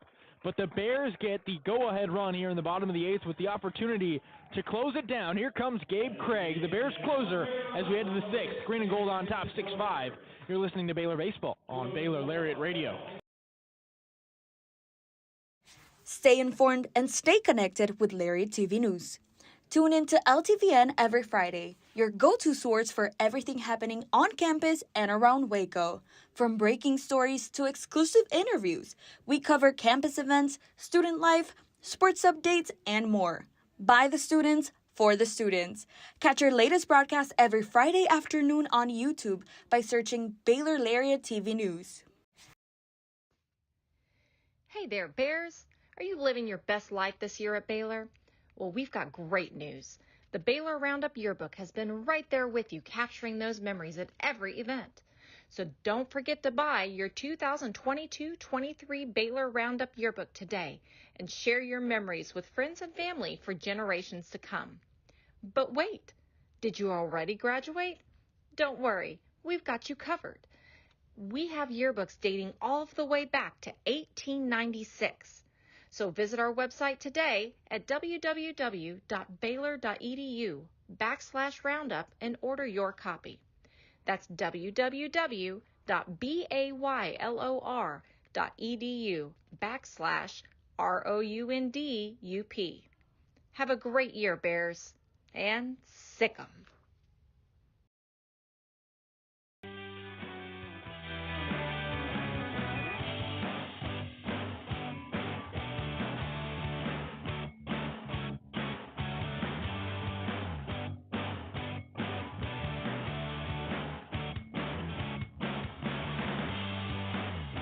Save opportunity for Gabe Craig and the Baylor Bears. A mass amount of defensive substitutions as well, as the Bears just look to get one down and clinch a 7-0 start for the first time since 2019. Baylor going with Gabe Craig on the mound. He's already got one save this year. He earned that yesterday against the Bulldogs. 3 innings pitched, allowing no runs and 4 strikeouts. Bears are going to put Caleb Bergman in left field for Wesley Jordan. Hunter Toplansky comes into the game to play third base, which scoots Pearson Reebok to second base in place of Jack Little, but Jack Little pushes over to first base, where Gavin Brzezowski is removed from the game. So the Bears going with their best defensive lineup as they look to shut this one down here in the top of the 9th inning. Again, it's 6-5 here in the top of the 9th. Bears on top. 5 runs, 9 hits, 1 error for the Bulldogs. 6 runs, 8 hits, and 3 errors for the Bears. 5, 6, and 7 due up in the lineup for Gonzaga, that being Mikey Bell, Josh Hankins, and Max Coop. Each of them have reached at least once so far today. Bell, the 286 hitter. Caleb Bunch is going to come out. Forgot to give the pitch comm to Gabe Craig, so they'll do that right now. Keep the tension rising here at Baylor Ballpark. Bell 2 for 4 today as he steps to the plate. His last at bat with a base knock before being stranded at second base in the 7th inning. That being when the Bears stranded the bases loaded. Or rather, the Bulldogs stranding the bases loaded and the Bears getting out of a pickle. But Bell has reached in his last 2 at bats. Yeah, Gabe Craig in the game. Bears Mitch Thompson opting to make some adjustments to his defensive lineup. Hoping for 3 quick outs here. Craig, a strikeout guy with what Mitch Thompson considers elite plus stuff. First pitch, outside corner, strike 1 at 95. Flame-throwing 6-6 righty adjusts the pitch comm and takes an 0-1 advantage. Craig brings the black glove to his belt. High leg kick fires home, skips a fastball in the dirt, evens the count at 1-1. J.J. Kennett still back there behind the plate, arguably the MVP of the day for the Bears. 2-run shot, another base knock. He scored 3 runs, and the Bears scoring that go-ahead run off of 4 walks in the 8th. Pitch on the way, grounded up the middle, diving stop by Reebok, but the ball scoots out of his glove. Had it there, prevented it from going to the outfield, and that's why you opt for those defensive substitutions. Reebok makes the play, but a runner still reaches. And a pinch runner going to come in for Mikey Bell after the infield single. Good effort by Reebok, working towards his right, diving, and like you said, that ball pops out, and runner on first now for Josh Hankins. Hankins 1 for 4 today, but a lot of hard contact off the bat of the righty. He bunted in his last appearance, which is a fielder's choice. Bench runner at first has a 4-step lead. He fakes a steal. First pitch on the way at 94. Scoots over home plate for strike 1. Runner at first is Gage Mestis. He also pinch ran in Friday night's contest as the Bulldogs were looking to pull ahead. Gabe Craig set at the belt, checks the runner, fires home, inside corner, no, just a bit too far inside with the breaking ball. As Aidan Pham shakes his head, the count moves to 1-1. Nice sequencing though, Aidan, getting the breaking ball after the hot stuff. Hankins not even moving out of the batter's box after that one. Pitch here, outside corner, goes back to the breaking ball and gets a called strike to 1-2.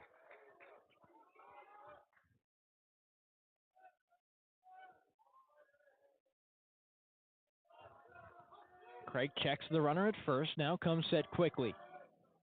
Green undershirt, stares down, slide step, bouncing ball towards short. Tariq Kemp's going to glove it, fire to first, no throw, he eats it up.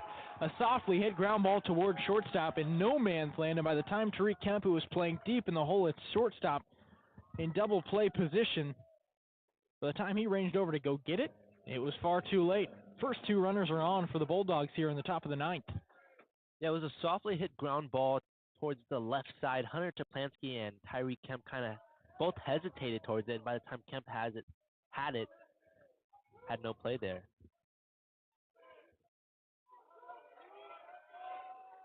Showing bunt is Max Coop as he goes all the way in front of the batter's box. First pitch misses outside and low, 94 miles an hour.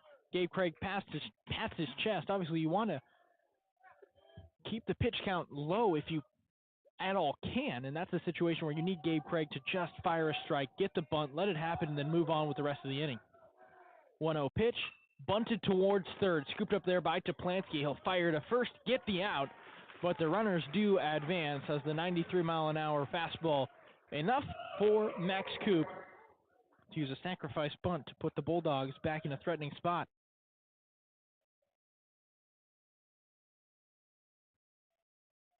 Here comes Reese Sherman, who had a single his last time around with the runners on second and third. It's one out for Gabe Craig here. Well, it looks like actually a pinch hitter for Gonzaga. They are going to turn it over to Peyton Knowles, sophomore left-handed bat, an infielder. Bears haven't seen a whole lot of him this series, as this being his first at-bat of the series, 0 for 1 on the year. Pinch hit appearance against UC Davis a weekend ago. Right side of the infield playing deep, left side playing close. First pitch, this one misses low. It's 1-0. Any run moves this game to the bottom of the ninth inning. So Gabe Craig, maybe in the mentality to just get it done himself. A strikeout here puts any out as enough to win the ball game. Next pitch, outside corner. No, too far outside with the breaking ball. It's 2-0 rather. Kemp is holding the runner on at short, and Sean Snedeker is going to jog out of the Baylor dugout and talk things over with his right-handed flamethrower, Gabe Craig. Obviously not a situation you love if you're Mitch Thompson. You go with your closer and you see back-to-back singles and a sac bunt and then a couple of balls against a pinch hitter.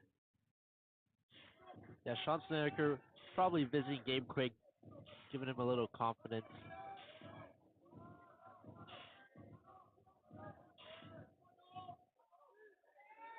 Knowles is going to wait for him to pitch to him, or rather, fire a pitch in the zone before getting too greedy. This one fouled straight back.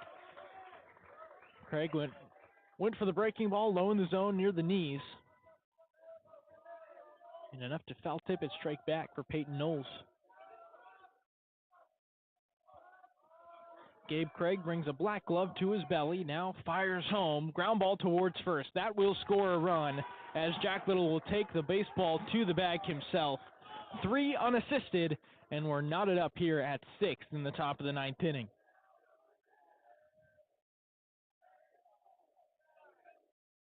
So Gabe Craig needs to stop the bleeding with a runner on third and 2 outs. Sam Stem comes up to the plate. Bears are due up with 4, 5, and 6 in the order when we reach the bottom half of the ninth inning. Left-handed bat waits for the first pitch, shows bunt, puts it down. Gabe Craig's got it, backhand fire to first. It gets away. A bad throw, and the Bulldogs are on top. Sam Stem comes into second base. Hunter Toplansky was playing deep to third base. Bag didn't expect the bunt. Gabe Craig having to field it. Planted his foot in just an errant throw. E1 allows Gonzaga to take the lead.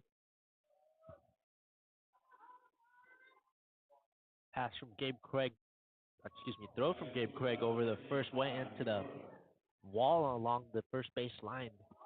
And that's 2 runs scored here for Gonzaga. And I think that's a play that if Hunter Toplansky fields it, he probably gets the out. Tai Yukumoto digs in. First pitch to him, misses outside. 7-6 the lead for the Bulldogs. So a chance to win now goes to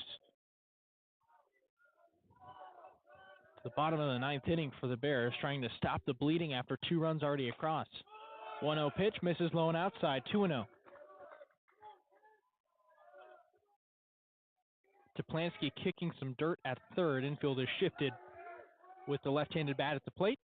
Trey Kemp playing right behind second base, holding on the runner, and also in shift position for the left-handed bat.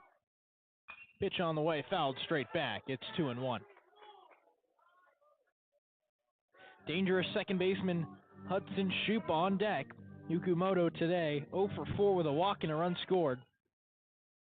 Rather 0 for 3. They're crediting a sacrifice bunt as no at-bat for Tai Yukumoto. Pitch swing and a miss. Breaking ball way out in front, and on top of it was the Gonzaga shortstop. And Craig moves 1 strike at that, away from sending the Baylor bats back to the plate. Craig checks second, fires home, ground ball right back to second base. Reebok's got it, fire to first in the hole. He got him.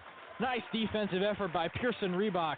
Ends the inning, but not before the Bulldogs put up 2 runs on Gabe Craig, and the Bears head to the bottom of the 9th inning, needing 1 run to tie and 2 to win. It's 7-6 Bulldogs here at Baylor Ballpark. You're listening to Baylor Baseball on Baylor Lariat Radio. Stay informed and stay connected with Lariat TV News. Tune in to LTVN every Friday, your go-to source for everything happening on campus and around Waco. From breaking stories to exclusive interviews, we cover campus events, student life, sports updates, and more. By the students, for the students. Catch our latest broadcast every Friday afternoon on YouTube by searching Baylor Lariat TV News. Hey there, Bears. Are you living your best life this year at Baylor? Well, we've got great news. The Baylor Roundup Yearbook has been right there with you, capturing those memories at every event. So don't forget to buy your 2022-23 Baylor Roundup Yearbook today and share your memories with friends and family for generations to come. But wait, did you already graduate? Don't worry, we've got you covered. We have yearbooks dating all the way back to 1896. So visit our website today at www.baylor.edu/roundup and order your copy. That's www.b.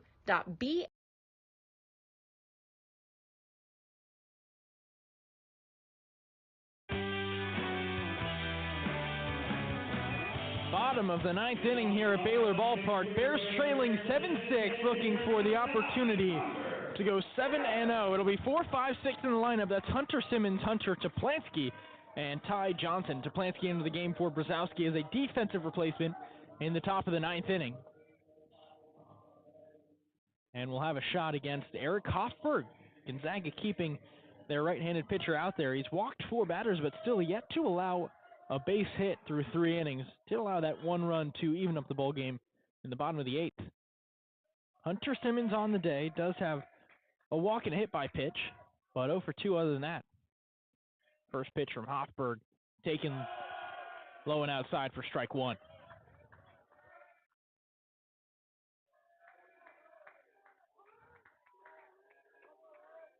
Hoffberg trying to work quickly. He's moving from the stretch. High leg kick pitch home, fouled straight back into the netting, and Hunter Simmons is in an 0-2 hole. See today how Hoffberg has got ahead 0-2 on some of these batters, but from walks and just fighting, they've also reached base. Yeah, and a lot of these walks in particular have been in 2-strike counts, and the Bears just being disciplined, waiting for a pitch in the zone to foul off. 0-2 pitch, fly ball right side, but out of play. Another foul ball keeps the at-bat alive for Hunter Simmons. Fake sirens fly, as that one was towards the first base side near the parking lot. Last year, the hit car counter and real car alarm, we set it at 5. Pitch on the way, this one taken low and away, 1-2. Hunter Simmons keeping the energy up for the Bears.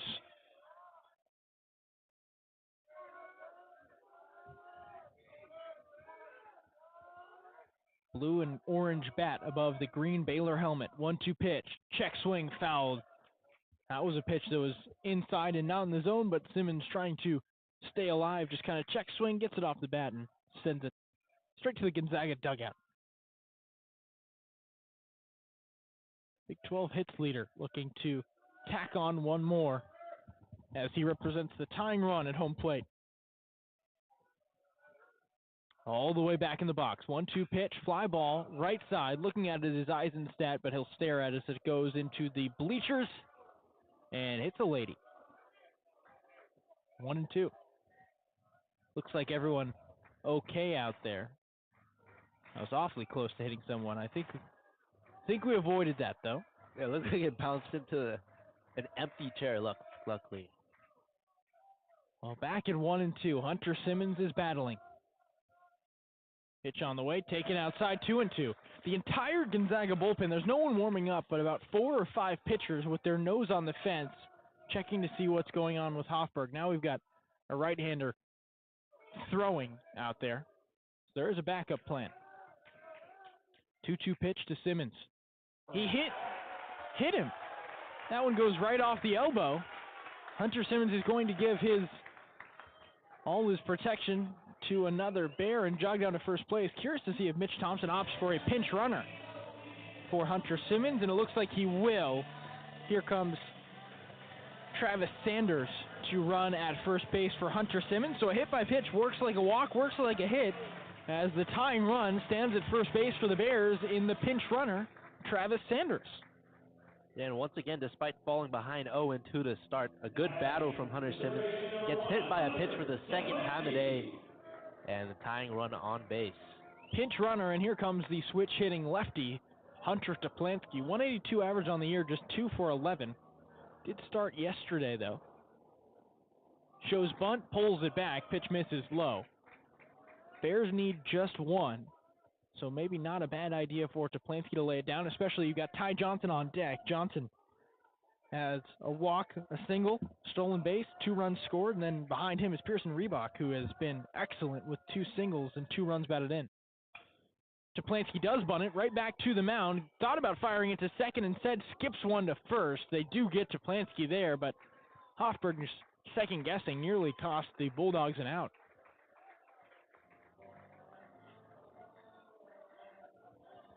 1-3 sacrifice bunt sends Ty Johnson to the plate with a runner in scoring position at second.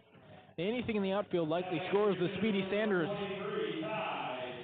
from the left side. And Johnson's 2 appearances, or rather just 1 appearance, against Hofberg. He walked and later scored a run, but here comes coach out of the dugout. No motion toward the bullpen quite yet. It's like he's going to talk things over for now. Yeah, and for the Bulldogs, this is the part of the lineup today for the Bears that has given them the most production. 1 hit and a walk for Johnson, 2 hits for Reebok at the 7 spot. J.J. Kennett with a homer and 3 runs batted in, 2 hits for him. He's batting 8, and then Tyreek Kemp was intentionally walked because he was 2 for 3.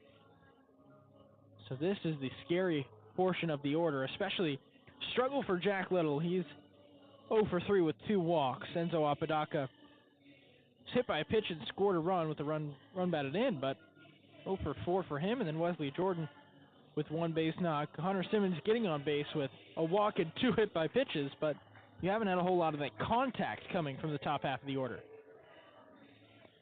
Meeting on the mound is all done. Hofberg remains in the game to face Ty Johnson for the second time. Johnson, a .292 hitter, 7 for 24 on the year. Stares in, first pitch, lines this one straight to the Gonzaga dugout. 98 miles an hour off the bat. If he can straighten that out, the Bears will be in business.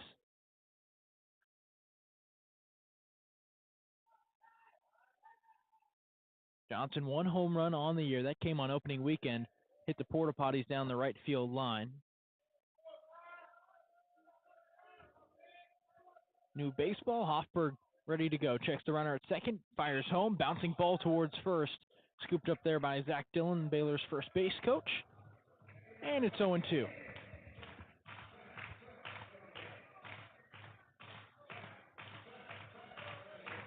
Ty Johnson takes sign from third base coach Jim Blair. Sanders takes a 3-step, now 4-step lead at second. He's being held on there. Infield playing deep. 0-2 pitch on the way to Ty Johnson. Fired home, taken outside. That's just a breaking ball that slipped out of the hand of Hoffberg. And he will now throw his 60th pitch of the afternoon with a 1-2 count on Johnson. Again, bottom of the ninth. The Bulldogs scored 2 in the top half, and the Bears trail 7-6. Runner on second, 1 down. 1-2 pitch on the way. Taken outside, ball 2. Grown from the crowd, but a nice frame job by the newly inserted catcher, Ethan Buckley. Took a pitch that was clearly outside the zone and scooped it back in towards the outside corner. Doesn't fool Clay Park behind the plate, though. And leaving the count at 2-2. Short lead at second, 2-2 pitch, grounded down the first baseline. It'll go all the way to the wall. Scoring from second is Sanders. Johnson goes to. He rounds the corner as the outfielder bobbles the ball. Heading for third, the relay there. A sliding triple for Ty Johnson, and the winning run stands 90 feet away. RBI triple for Ty Johnson on a ground ball all the way to the right field fence. He was seeing Hoffberg well before that pitch, and that triple only over-exaggerated how well Ty Johnson's played today. Big-time hit by Ty Johnson. It tight-roped that first base line. It was fair into the corner and all the way around the bases for a triple. No change on the mound. Entire infield's going to play in with Pearson Reebok digging in from the left side. First pitch to him. It hits off of him. Drilled the left shoulder. Called the dead ball. Rather, did it hit off of him? He's still standing at the plate. The looks of it looked like it, but yeah, like you said, Pearson Reebok's still at the plate. It's going to be called a strike, so they're saying that that one hit off the bat and the batter. So a foul ball. 0-1 pitch taken outside, ball 1. So a weird scenario where the ball had bounced off the hands or the area right above the hands on the bat. Rolled foul. Ty Johnson was about to score as if the pitch hit nothing, but it did hit the bat. So we've got a 1-1 count with 1 out and the winning run on third. Swing and a miss. Foul tip. Maybe getting a piece of it was Reebok. But it goes right back into the glove of the catcher and a 1-2 count at the plate. Pearson Reebok have a day. 2 singles, 2 runs batted in, 2 runs scored. Baylor fans clapping as they hope for Pearson Reebok to knock in the game's winning run. Johnson bounces around at third. Hoffberg pays no mind. 1-2 pitch, misses high and outside, 2-2. Tension reaching an all-time high. It's 7-7 here in the bottom of the ninth. Bears and Bulldogs. Baylor looking for their first ever. They've already got their first series win against the Bulldogs. Now their first ever series sweep. Popped up on the infield. That one towards first base. Eisenstadt calling for it. He makes the play. Only, 15 feet from home plate where he makes the catch, and that is the second out of the inning. Short pop-up like you said. No opportunity to tag to third. J.J. Kennett with the opportunity to put the green and gold at 7-0. 2 for 4 today with a 2-run tater and an RBI single. All the way back in the box, he crowds the plate, red bat above the right ear. First pitch on the way to the Baylor catcher, taken outside, ball 1. Kennett hitting .417 on the year, 5 hits, 6 runs batted in. He'll split time with Cortland Castle this year, but the way his bat is at the moment, it's hard to keep someone playing at his level off the field for too long. Hoffberg set to the chest, stares home, and fires. This one finds the inside corner, 1-1. Kennett transferred in from TBU and is instantly making an impact for Baylor. Johnson bouncing around at third, trying to sway the attention of Hoffberg, but paying no mind again, fires outside. This one into the left-handed batter's box, 2-1. Control has been an issue for Eric Hoffberg, and there has been a right-handed pitcher working in the Gonzaga bullpen for the past 2 innings, but they've elected to stay with a guy who's walked 4 batters today and hit an additional 2. Pitch on the way, fly ball, deep center field, but looks like Coops got track of it, and he does. He'll make the play in average center field depth, and we head to extras here at Baylor Ballpark, knotted up at 7. An RBI triple from Ty Johnson keeps the ball game rolling. We'll be right back with more baseball. This is Baylor Baseball on Baylor Lariat Radio. Hey Bears! Are you a freshman or senior? Freshman and senior portraits are now being scheduled. Watch your Baylor email for more information on how to reserve your sitting.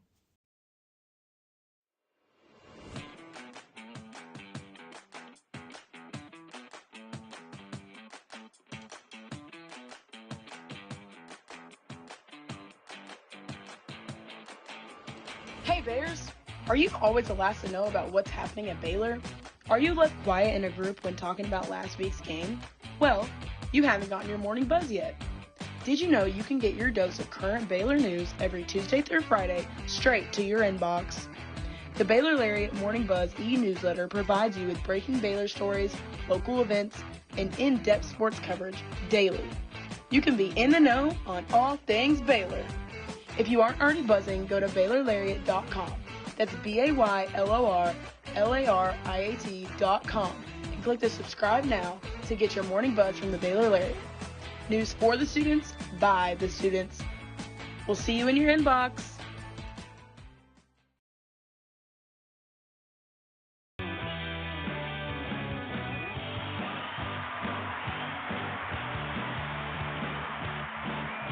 Extra inning baseball here at Baylor Ballpark. Foster, Nicholas, Aidan Pham, rest of the crew for Baylor Lariat Radio, bringing you the action live from Baylor Ballpark. Bears off to a rocky start. They allowed the first run in the 3rd inning, bounced back with 3 in the 4th, allowed 4 in the 5th, 2 in the bottom of the 6th. Scored the game's tying run, or rather go-ahead run, in the bottom of the 8th inning. They led that game by a score of 6-5. Before 2 runs were scored by the Bulldogs in the top of the 9th, and a Ty Johnson RBI triple pushed the game to extras, knotted up at 7-7 here at Baylor Ballpark. New pitcher for the Bears is Andrew Petrowski. Again, 7 runs, 11 hits, 1 error for the Bulldogs, 7 runs, 9 hits, and 4 errors for the Bears.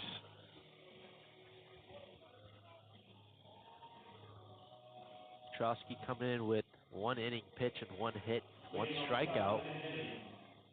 Guy who made 21 appearances on the mound last year for the Bears. Consistent reliever, especially early in the season. He was the go-to guy at the back of the bullpen. He's got 2, 3, and 4. That starts out with Hudson Shoup.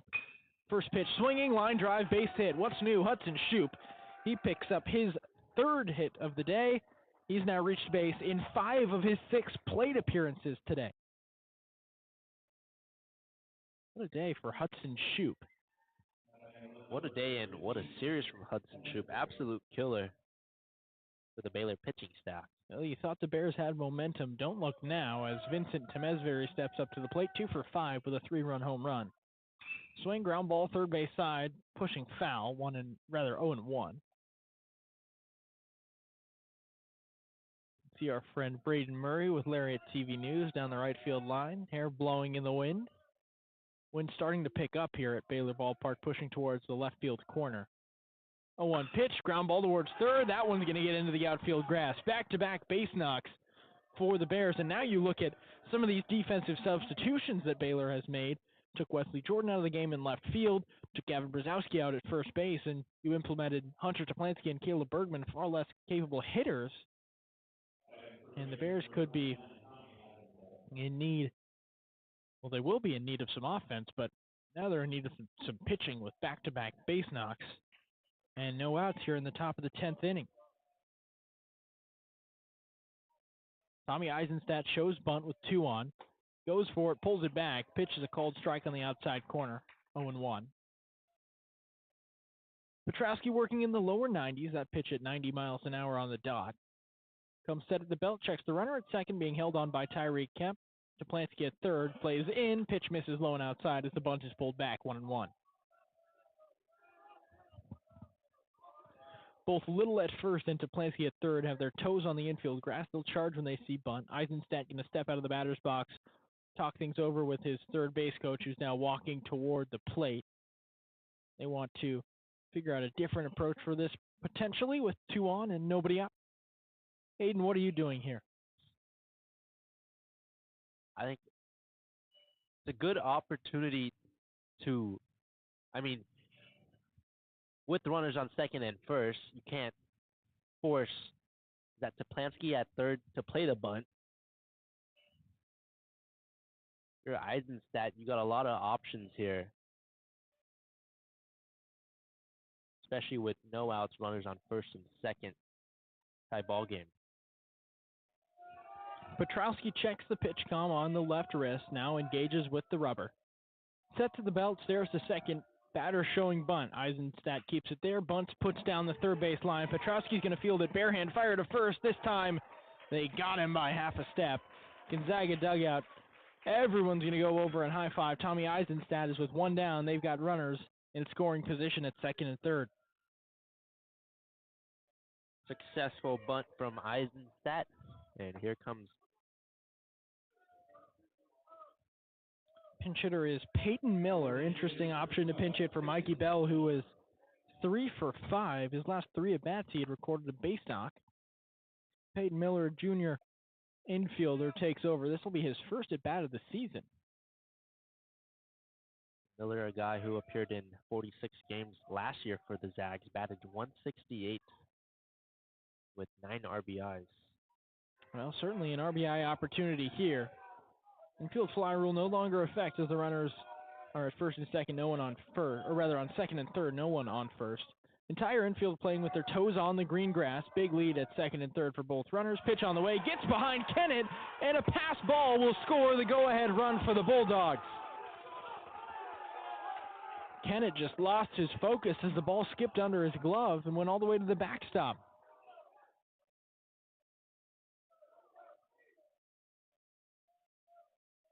Fortunate for Kennett, who had a great day so far. That one just gets right by him, like you said, and Zags an 8-7 advantage now. A pass ball puts the Bulldogs on top, 8-7. First pitch here showing bunt, squeeze bunt at that, and the ball goes foul. Bears would have had no play, and this would have been a 9-7 ball game. A nice suicide squeeze attempt from Peyton Miller. Could be partially the reason he's in this ball game was for the opportunity to go for a squeeze.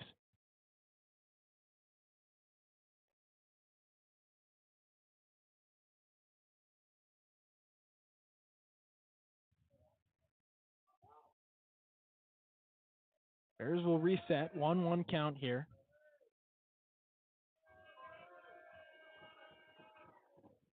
One down, timeout called by Kennett. He can't seem to get the pitch comm working. Now he's got it. Trying to relay pitches to Petrowski. Again, the entire infield is playing in. Outfield playing average depth. Short lead at third for Temesbury. Pitch on the way. Runner goes, shows bunt. Runner comes. Tag him out. They got him. Peyton Miller unable to put down the suicide squeeze. And Temesbury is caught stealing at home.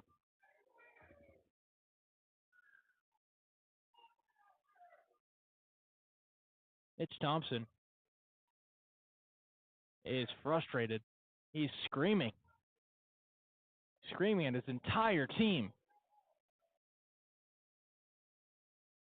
Talking about the squeeze bunt, he just screamed at the entire team as J.J. Kennett didn't even know the runner was going until he was almost at home plate. Luckily, the Bears able to get down the tag. I don't think we've ever seen Mitch Thompson that frustrated. Line drive center field. This will retire the side, but a heated Mitch Thompson is going to have words with the rest of his infield as the Bears trail the ball game 8-7. They'll look to even it up in the bottom of the 10th. This is Baylor Baseball on Baylor Lariat Radio.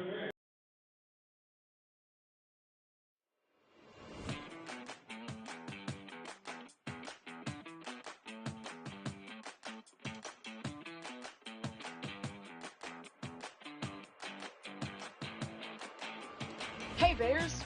Are you always the last to know about what's happening at Baylor? Are you left quiet in a group when talking about last week's game? Well, you haven't gotten your morning buzz yet. Did you know you can get your dose of current Baylor news every Tuesday through Friday straight to your inbox? The Baylor Lariat Morning Buzz e-newsletter provides you with breaking Baylor stories, local events, and in-depth sports coverage daily. You can be in the know on all things Baylor.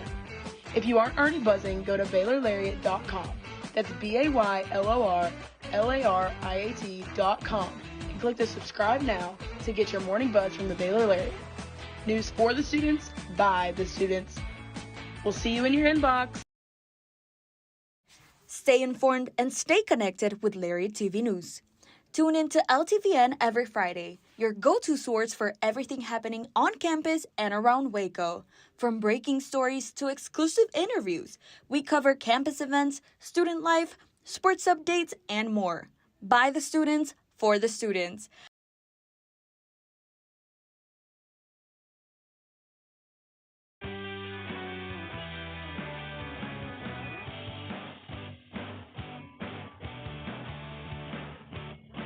New pitcher for the Bulldogs. It was four innings of two-run baseball for Eric Hoffberg. He allowed just one hit while walking four, hitting two more batters. His day is done. Michael Keneally, a right-handed pitcher for the Bulldogs, enters the game. Aidan, tell me more about Keneally. Yeah, Keneally, a guy who pitched in the UC Davis series, his first appearance in this series. 4 innings pitched against UC Davis, 1 hit, 1 run, 4 walks. Keneally, someone who's going to be in that closing role for Gonzaga. 4 walks, 4 Ks, and 4 frames with a save. High leg kick fires home. Strike called to Tyreek Kemp. 9-1-2 due up for the Bears, that being Kemp, Little, and Apodaca. After that, it would be Caleb Bergman. Pitch to Kemp, misses inside. 1-1. Kemp today 2 for 3. He's also intentionally walked and stole a base. Keneally working from the windup. High leg kick, waits there, fires home. Pop up, third base side, chasing after it. The third baseman Hankins, and he'll watch this one slap onto the concourse and get scooped up by a young fan. Count moves to 1-2 at the plate.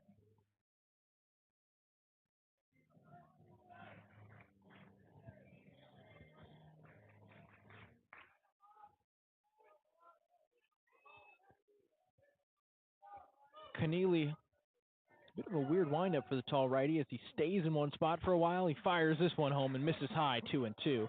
But a work from the windup, pull his left leg back, and then when he kicks it up in the air, he stays there, rears back, almost touching the ground, and then fires over top towards the plate. Here comes the 2-2. This one hits Kemp on the ankle. He'll take a free base, and the Bears have the game's tying run on first with the potential winning run at home plate. That's one way to get it rolling. Bears have been just counting today. That is the 4th hit by pitch, rather the 3rd hit by pitch for a Baylor batter today. No, that's number 4. Enzo got hit. 2 for Hunter Simmons and 1 for Tyreek Kemp. Control an issue for the Bulldogs today.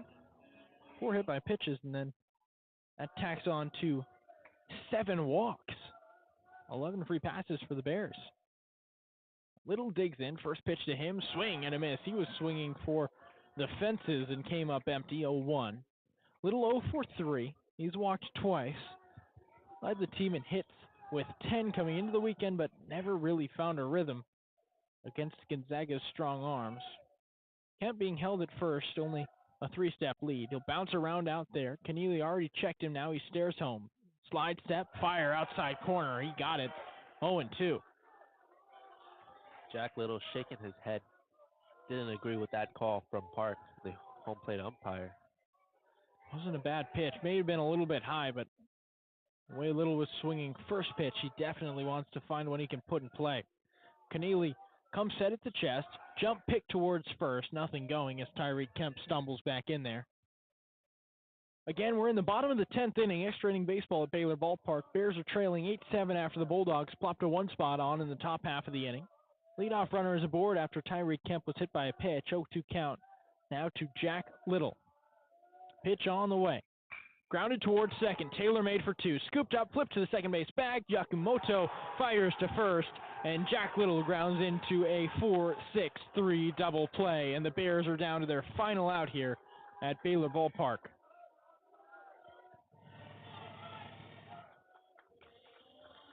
Good execution defensively by Gonzaga. 1 out away from getting this Game 3 victory over the Bears.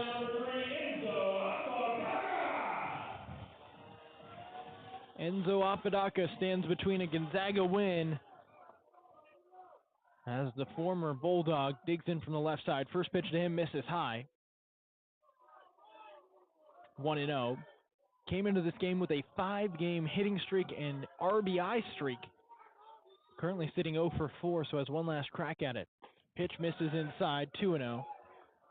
Guess a home run would keep that streak alive, Aidan, but Bears are desperate for any type of offense with Caleb Bergman on deck, Travis Sanders in the hole. Those are guys who haven't seen a whole lot of action this year as they came in as defensive replacements.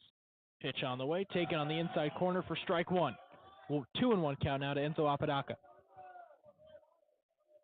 And for Gonzaga, they're just looking for this final out here, playing their first of 3 consecutive series against Big 12 teams with BYU and Arizona State tonight. High fly ball right field. That's got the distance, but it doesn't have the trajectory as it pulls foul. Apodaca had all of that, 107 miles an hour off the bat. My goodness. But he just couldn't pull that one into fair territory. Bears are down to their final strike. 2 outs, 2 strikes, 2 balls. Number 3, and Enzo Apodaca stands at the plate with the Bears trailing 8-7 here in the bottom of the 10th inning at Baylor Ballpark.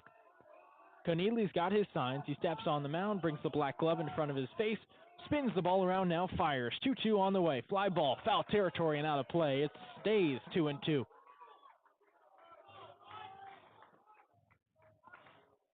Keneally entered the game with an ERA just above 2. It's now lowered to 1.93.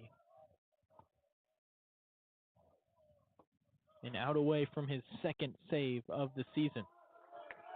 Working from the windup, he delivers. Line drive, left side, base hit. The Bears are alive as Apodaca rolls it to left field. Takes a strong turn at first base, then retreats to the bag. Ball is there.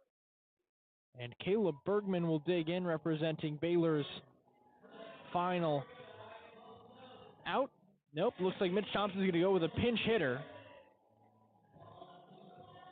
And that looks like John Ewens.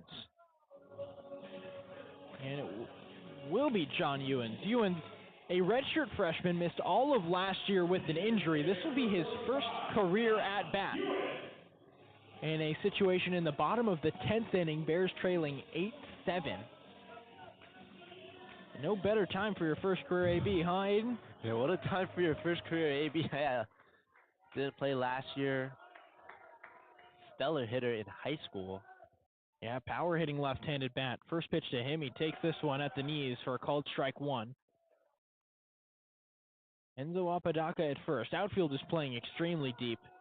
Maybe Gonzaga knows something about this young redshirt freshman lefty as the right fielder is maybe 3 feet in front of the warning track. Infield plays deep, working from the stretch is Keneally. Pitch on the way. Called strike 2 on the inside corner. Ewens yet to get the bat off his shoulder. So Mitch Thompson, after the pinch hit, now waiting eagerly, sitting in the dugout. 2 pitch on the way. Runner fakes a steal. He swings and fouls it straight back into the netting, staying alive at 0-2.